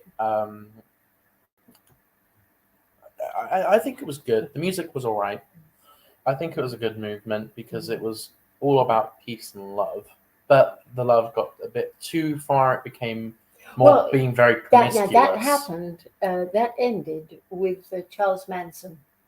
Yeah. Yes, because the flower poker people advocated love with anybody because they were so high. Yeah. I mean, morals. I mean, there was moral. Well, what's that? There was no such thing as Hmm. far as they, and advocating love. But then Charles Manson, who was the biggest hippie of all, went out and murdered a bunch of people. So it destroyed the whole thing. Yeah. Whole pack of cards came down with Manson. Well, I don't think the flower power movement was that bad, apart from the very promiscuous. I think the drug use was quite bad, but it's your own life. Do what you want with it. Just we should have the same laws as we do with alcohol. Can't drive, can't do certain things whilst you're on them. But for the most part, I think a lot of it should be legal, apart from the hard stuff like the cocaine, the heroin, and like the fentanyl as well. All that gone. I think the regular stuff like just marijuana and stuff like that. I don't have an issue with it. Whatever gets you through life, actually. Yeah. I think life is no picnic. Just like I'm not going to tell someone to stop overly drinking or overly smoking. I don't care if you do like class B or C drugs. It just doesn't bother me. It's your own life. But if someone's on that, I mean, can you get any decent conversation out of them or anything? Aren't you sort of just wasting your time in their company? Yeah, that's why most people who, when they get high, it's usually in groups with the weed specifically. Yes. I don't see it's that big of a deal. It's your own life. Do what you want. I don't think the government should be regulating what you can consume. I think to an extent, get rid of the cocaine, get rid of the weed, get rid of the cocaine and the hard drugs, the fentanyl, the heroin, the meth. Because it those kills people. are You see, too far. they don't recover from that. We were discussing this. Once that gets a hold of you, your whole life is finished. So I think, the laws are a little bit for the protection of people. Yeah, but we do I need think to you will understand more. I shouldn't say this at all. But when you have a family of your own, if somebody comes by and gives your kid drugs, I think you'll kill her.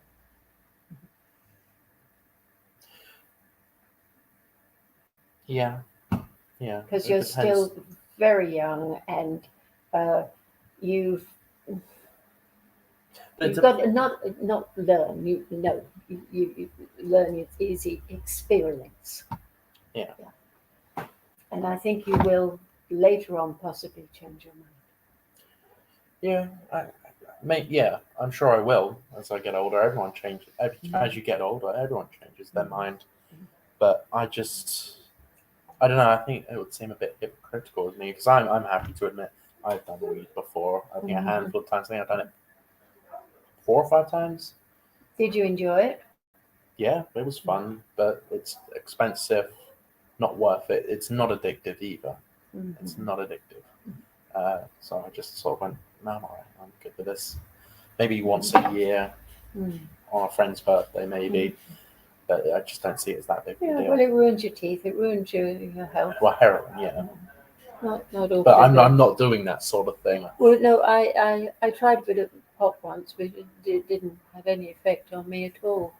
And as for anything, harsher, no, I wouldn't be brave enough because I'm sure I would like it much too much. So Yeah. I know my limits. Yeah. That's the thing. With the harder drugs, what is the concerning thing is you will kill people to get those drugs. Oh, yes. With Indeed. things like weed, you don't die over weed. No one is killing people to get the next fix of marijuana. It just doesn't happen. But the hard stuff, yes, absolutely. That's highly addictive. Yes. So sad. So terribly sad. And that's how people usually become sort of prostitutes as well. They become drug addicts. They do anything for it. Yes, absolutely anything. That's dreaded. Appallingly sad. I think I'm so lucky that I had the family that I had. So am I. Yeah. We're blessed. Yeah. If you have that kind of start in life, you are blessed, and then it's up to you. And it's not about growing up rich or poor, because you did at some points in your life you were, as you said, your family were tearing up the carpets to To do. take with us, But yes. then next time you would come back and your dad would have some sort of like diamond ring. Yeah, was one very day up and Mummy down. had big diamond rings. The next day he was selling our carpets. Oh, it was like a roller coaster. He was a professional gambler, and you know, gamblers have lucky streaks, and they have not such lucky streaks. But he said anybody who worked for a living was a total idiot if they gambled. A total idiot. You either do one thing or the other. You either gamble or you work. And Daddy gambled, and he was a very, very good provider. We never went short of anything, but it was a roller coaster, and I was never ever made to feel insecure, ever, ever. No. And you're right. What I was saying was, it's not about growing up rich or poor. It's about family. It really is. Absolutely. It's about how good are your parents. That's really what it's all about. And you have to have one person, one parent that's good at keeping you together. My father was super glue. Yeah.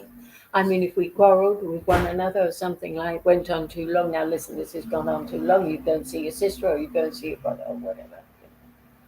And we were virtually forced to make it up, and it was like it never happened. Families quarrel, like they're people, we're all individuals. But a close family, when the chips are down, boom, they close ranks, you know, and that makes you feel very strong, Yeah. knowing that you have that. Speaking of family, there's an interesting story I found recently.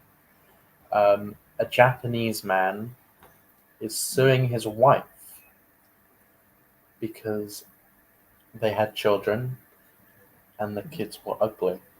So he's suing his wife for birthing ugly children Where? in Japan. Oh my. Because I'll show you a picture. But what happened was, so a Japanese man suing his wife for having ugly children. What happened was the woman he married didn't tell him that she had had plastic surgery. So when his children were born, he got quite a shock. She'd had a lot of work done to her. She's incredibly beautiful woman. Mm-hmm. But before she had the plastic surgery, not so much. And the kids came out the way Okay. she used to look. Uh-huh. And he's suing his wife, which I think is absolutely appalling. Oh. So could you imagine? Be interesting to see if he wins the case. No, he can't, there's no way he will. There's no way he will. But just what an awful thing to do. Sue your wife for Japanese. There we go. Okay. Well, I suppose it's a bit like suing your wife if she's not a virgin, and she said she was. Really? People have done that? I think people have done pretty much anything. Oh yes, she's a lovely looking girl, yeah. And But then those are the kids. I think they're gorgeous. I don't think they're ugly at Well, all. he seems to think that. Hmm. But Well, how can you look at a child and think it's ugly? Oh, come on. Please. Oh, these people, they're not human, are they? No. no. Missing link. He wants to take a look at himself. I don't think he looks so great. No, he probably had. Well, his wife was the wife was incredibly beautiful. I'll show you the photo again. I couldn't. I forgot to show it to you, but that's the wife. Yes, I mean, she's absolutely beautiful, but I think, look at these little ones. They're lovely.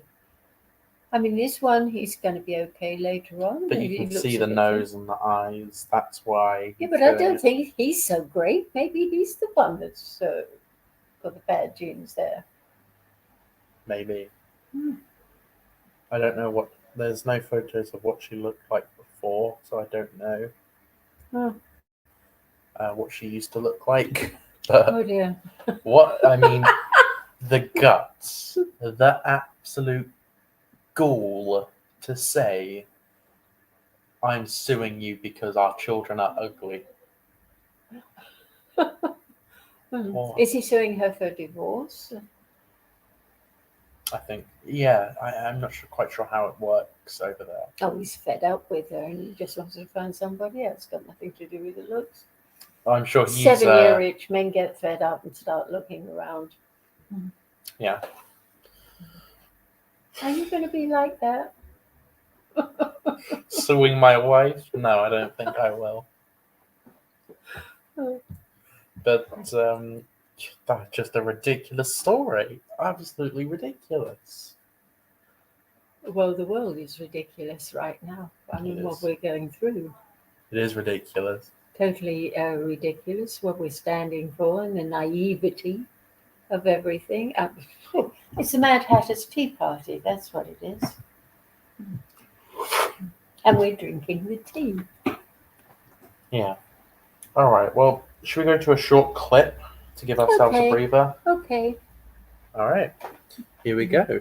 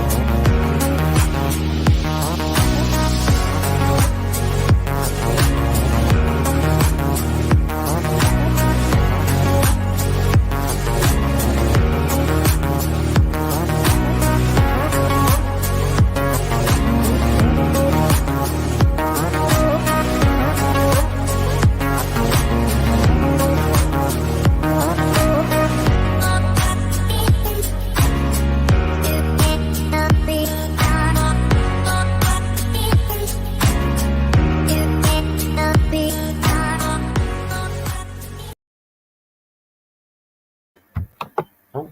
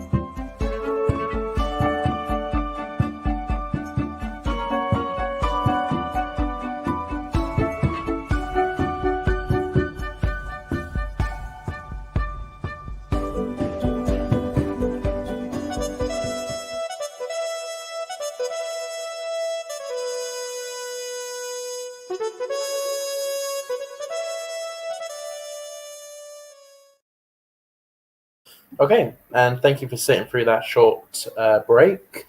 I don't know why when we changed clips that had such a long pause where you could see us. I'm not sure what that was about, but anyway, we're back now. Sorry for that. We have here a story from the good old trustworthy BBC. They're But- never wrong. no, they're are never they? wrong. No. But they're right on this one. They had the Tesco's CEO on. Tesco's warns public faces hardship in wake of rising interest rates. So everything. So the CEO has come out to warn the public. People are watching every penny, say Tesco's. The Bank of England chief warns of interest rate hikes. And then just general talk of inflation. I'm not sure what inflation is at right now. I think it's 10% inflation. Mm-hmm. But the CEOs are finally coming out admitting it, which makes a change. But are you noticing in the stores that your Oh yes, prices are going up? Oh yes, indeed. You Yes, shop and at it's Waitrose, not. which is already the expensive shop. Yes, I do. Do you think it's going to get to the point where you're going to have to go start shopping at Tesco's? Hope not. I hope not. I hope not as well. Mm. But I don't even think along those lines, quite frankly. Probably should. But there's more doomy things to think about than. it's what? The what? Sorry. Oh.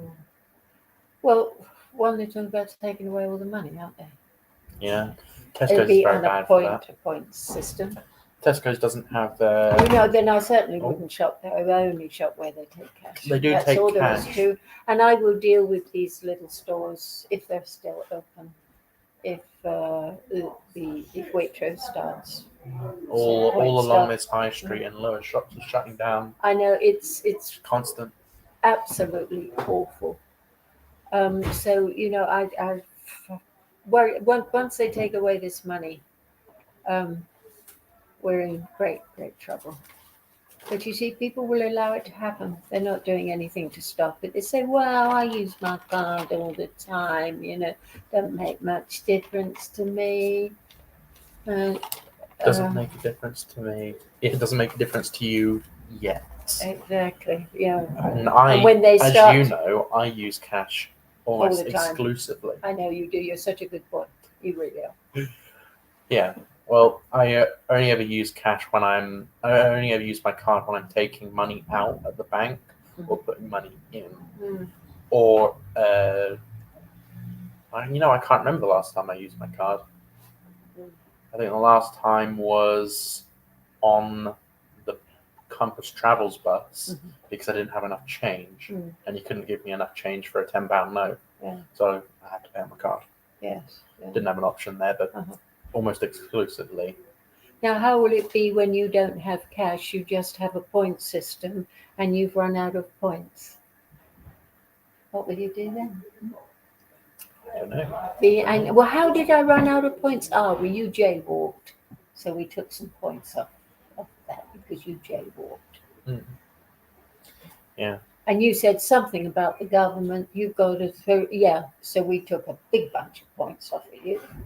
I'm going to have my social credit score very low.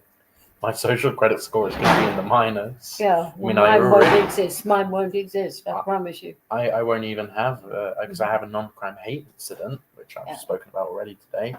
My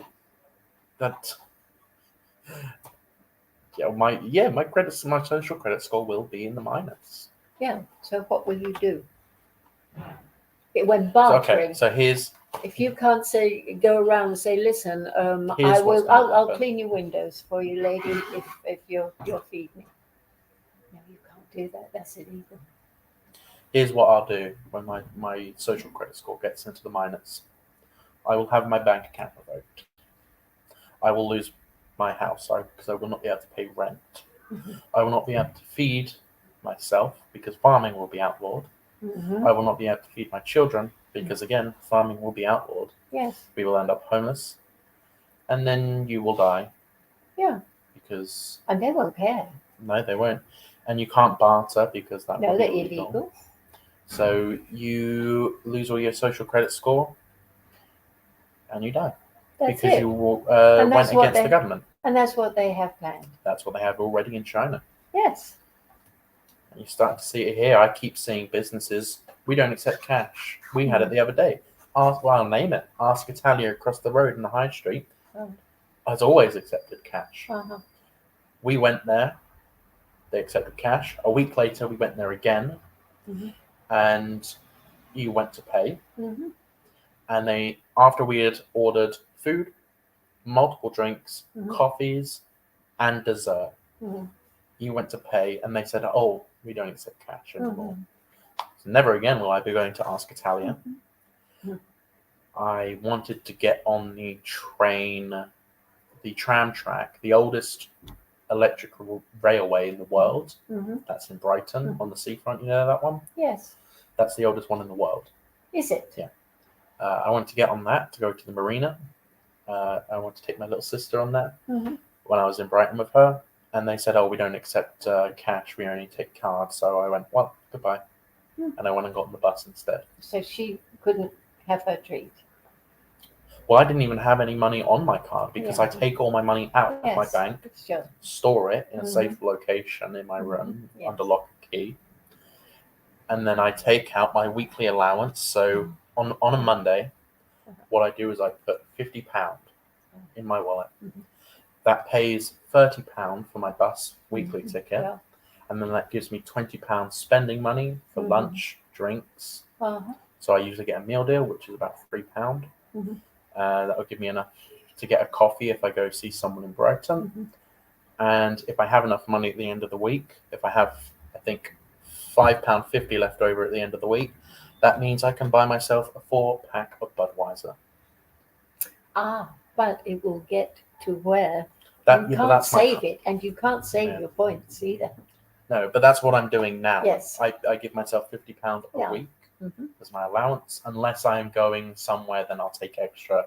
So if I go for a day out in Worthing, or take my girlfriend somewhere. So you know where you stand. It's very, very good budgeting what you're doing. But with a point system, you won't be able to do that. Go close this curtain briefly. You continue. Yes. Continue. Yeah. But the budgeting, yes, it won't be allowed. No. Nothing will be allowed, and you won't even be able to grow a pot of mint on your windowsill. No. Keeping pets will be forbidden. Oh, really? No, I'm not sure about that. No, they won't. They will not allow pets because they'll say they're diseased. And in the last World War, it was turning your pets and go and anesthetize them, because when the enemy approaches, they will eat them. So kill them now. What? Yes, in the last World War. Seriously? Oh, seriously. And you would go to the vet, and they would have these long hanging baskets with the dead animals in. You could see them where they'd been anesthetic. Some people couldn't do that. They just turn the animal loose, but they kept coming home. Naturally, it became very, very difficult, especially with the cats. And but it was anesthetize your animals, and that when they take over, that's what that'll be. Yeah. Because with no food, people will start eating their animals anyway. Sorry. Yeah. Sorry about that. Yeah, I agree. I don't want to. And this is all down to us letting them do it. I don't want to agree.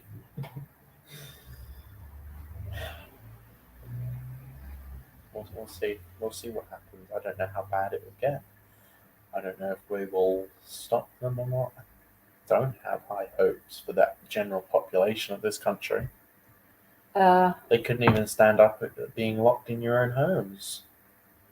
One of the best quotes I've heard through COVID is, "This pandemic has given a lot of very bad people some very good information about how much people will take before it's too much." Yeah, absolutely. Well, Donald Trump did say you can only push people so far when those truckers started. Yeah. But then they rescinded when they crashed their bank accounts. Yeah, that was Took away their money, you see. Yeah. Oh, we're doing that now, and then they would do it again. But said we'd take away your point system. scary. Did I mean, hear it's a few already things. happening. Did hear some good news that they were rebelling in China. Well, of course, you don't hear much news, do they? Because it's all smashed. Yeah. Sorry, let me close this curtain fully. So let me explain quickly what happens is we are across from the courthouse and the sun shines on the courthouse right in the window, and as you can see, it reflects right onto you and causes that horrible look until you close it. You look like a ghost. Yes, I do look ghostified in this grey, with this grey hair. That's why the curtain needs to be kept closed, unfortunately. You know, I don't think this is working out. I think you should want to go back there where you were before. Yeah, there's some issues with that, though. We'll talk about that off there. Yeah. But back to what's going to happen if we allow it to happen. It will be very nasty. But people get used to anything, don't they? Yeah. And People people get will used do to it very anything quickly. to survive. anything. They Anything. say, you know, unless I stand for this and my little credit system and behave myself and don't break the law, then they'll let me live. But don't put money on it. No. Especially when they start enforcing their little jolly jabs on us. You will take this injection because people tell you will. And yes, it will kill you, but you see there's overpopulation still, so we can't allow that. Yeah. Did you hear about these Just Stop Oil protesters? I think I mentioned it. Yes, Tuesday. Who threw I know what I would of do soup. with them. Yes, and then destroyed that. Well, I don't know if they destroyed They it, did. but It's come destroyed. on, that's the most Van Gogh Van painting. Gogh. Come on, I mean, it's part of British heritage. It's part of so much, you know, beauty. Well, heritage. To destroy it like that. I know what I would do with them. I'd take them for a plane ride, and I would drop them down right in the middle of Bombay and say, right, stay there 3 months. We'll come and pick you up if you're still alive. Now, you can get along without gas or electricity. They do it all the time there. Yeah. But I was talking... Right in the slums. I was talking about the Just Stop Oil protesters. They don't think for a second about their saying, just stop oil. What would happen if you just stopped Would be very, oil? very inconvenient. We'd be right back, you know. Millions would die immediately Yeah, of course. within 48 hours. And do you know why? Because oil is everything. Oil is so important. That's why we base the American currency off of. It used to be the gold standard until oil came in properly. And then it was changed to the petrodollar, which is based on oil price. That's what determines the price of the dollar.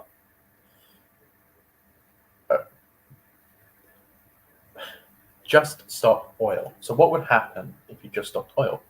First of all, everything is made with oil. The machineries, the machines that run to do the packaging for your food that's sent to the stores, oil. The trucks that deliver the food to the stores, oil. The plastic, oil, that's made out of oil. Everything we are using, all the current technology, it's all oil. Because all the machines have to be run on oil. Yes, it can be changed, but that will take decades. It should be changed, absolutely. If we can be greener, that is better than using oil. But we can't just stop oil. No. They were sorry for interrupting you, but this is hilarious. No, go on. The Just Stop Oil protesters glued themselves to the road outside where they were making oil. And Sky News was there interviewing them, and they were saying, just stop oil. And they glued themselves to the road outside this oil factory. And then they interviewed one of the truckers there who would work for the company, and said, "How do you feel about this? You work with them. How do you feel about this?" He goes, "Well, I get why they're protesting, but I don't know why they're protesting here. This is cooking oil."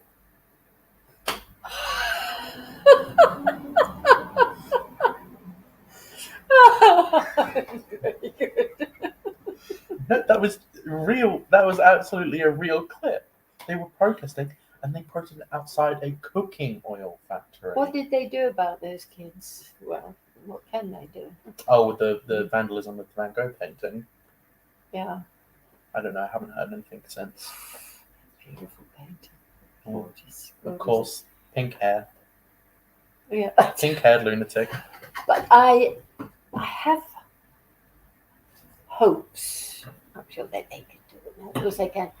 But Tesla, Nikola Tesla or Tesla Nikola company? Tesla, Right. Tesla, is really starting to bring him to the fore. And people are investigating him now. As before you said that name, they didn't even know who the man was. You know, greatest scientist we've ever known. Died in poverty. Discovered electricity. Edison bought the patents off of him, and the man, Tesla said, "This is for the people. Mm. This is for the people." Edison said, "Right, I'll buy the patents and I'll sell it to the people."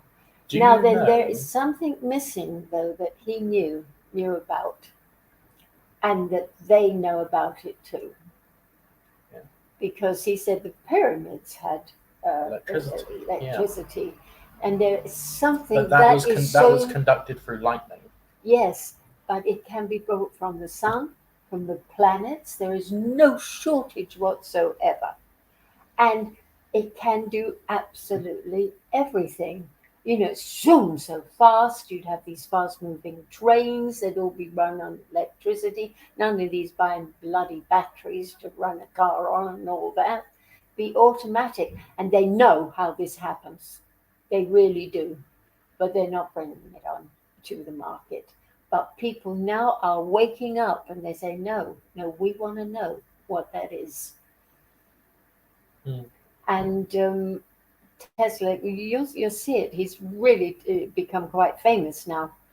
And there's a couple of documentaries done where they electrocuted animals. Oh, it was just terrible what they did, you know, just to prove a point.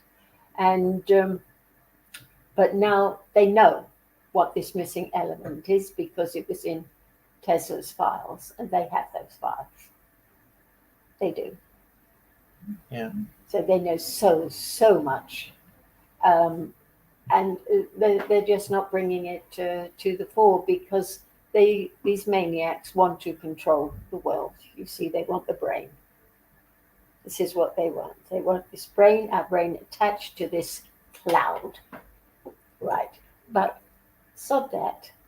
We want to know what that Tesla thing is, and once we know it, the whole world will change for the better. Interesting fact for you. The first ever light bulb invented, still running to this day, still works. It's in a fire department in New York City.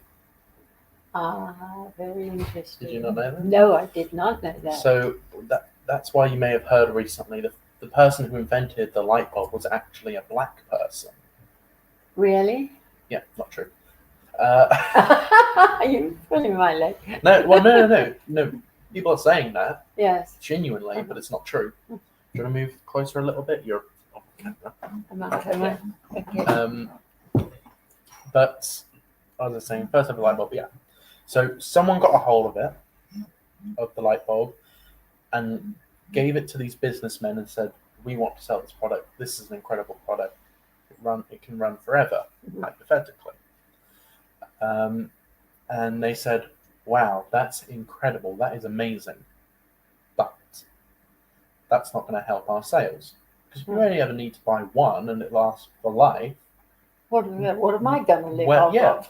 How are we going to make money? We're not. Exactly. So what they did was they kept it the same, but they dumbed the technology down So every so often you have to replace the light bulb, usually about a year to 7 to 12 months Yeah. to change a light bulb. But the first ever light bulb invented still works to this day. Uh-huh. Technology was dumbed down so people can make money. Yeah. So when you say that they have these newfound, what was it you said? That they have these incredible technologies and they won't release it? Oh, yes, yeah. Of course they do. Yeah. Of course they do. Well, it's like Big Pharma. He said in 1969, Richard Day said we can cure pretty much all disease now, but we won't let it on the market because cancer suits our purpose. They can die of cancer, and we can make money while they're dying. Yeah. Well, we're gonna go to a clip again, and then we'll round off the show. So we'll let's go to this clip here.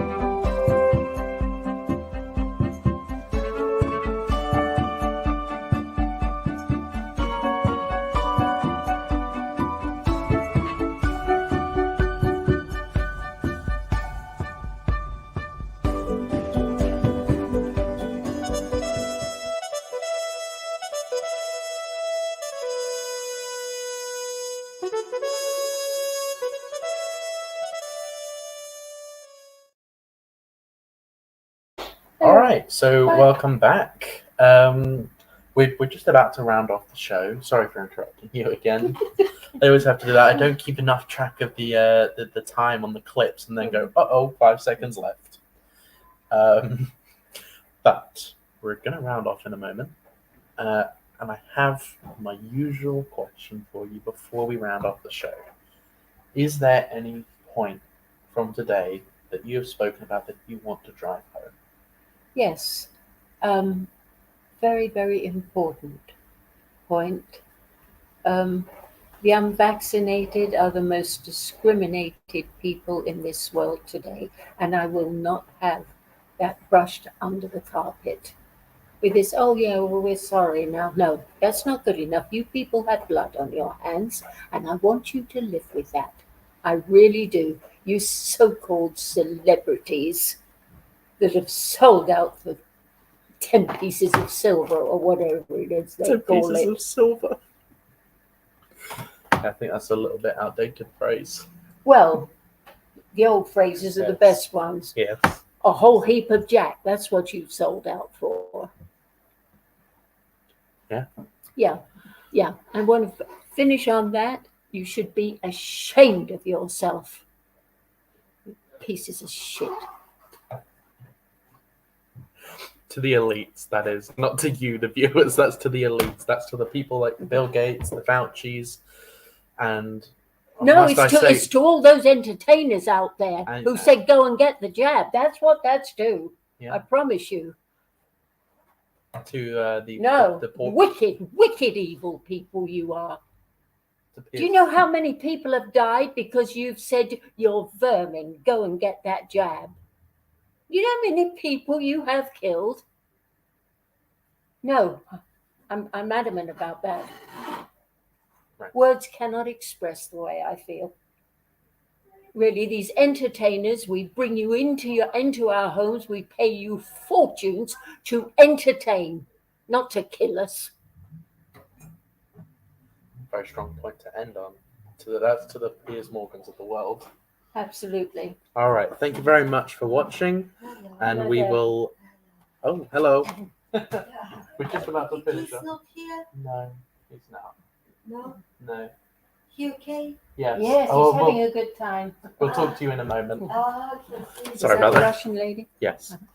So we will talk to you after. We'll talk to you tomorrow at 8:30 in the morning, as usual. I believe Keith is here. I will not be here unless Keith is doing another day in London. Don't know what's going on yet. So I will see you next week on Monday. Keith will see you tomorrow. Thank you very much for watching, and thank you, Liza. That was a very strong point you ended on, to the people like the Piers Morgans of the world.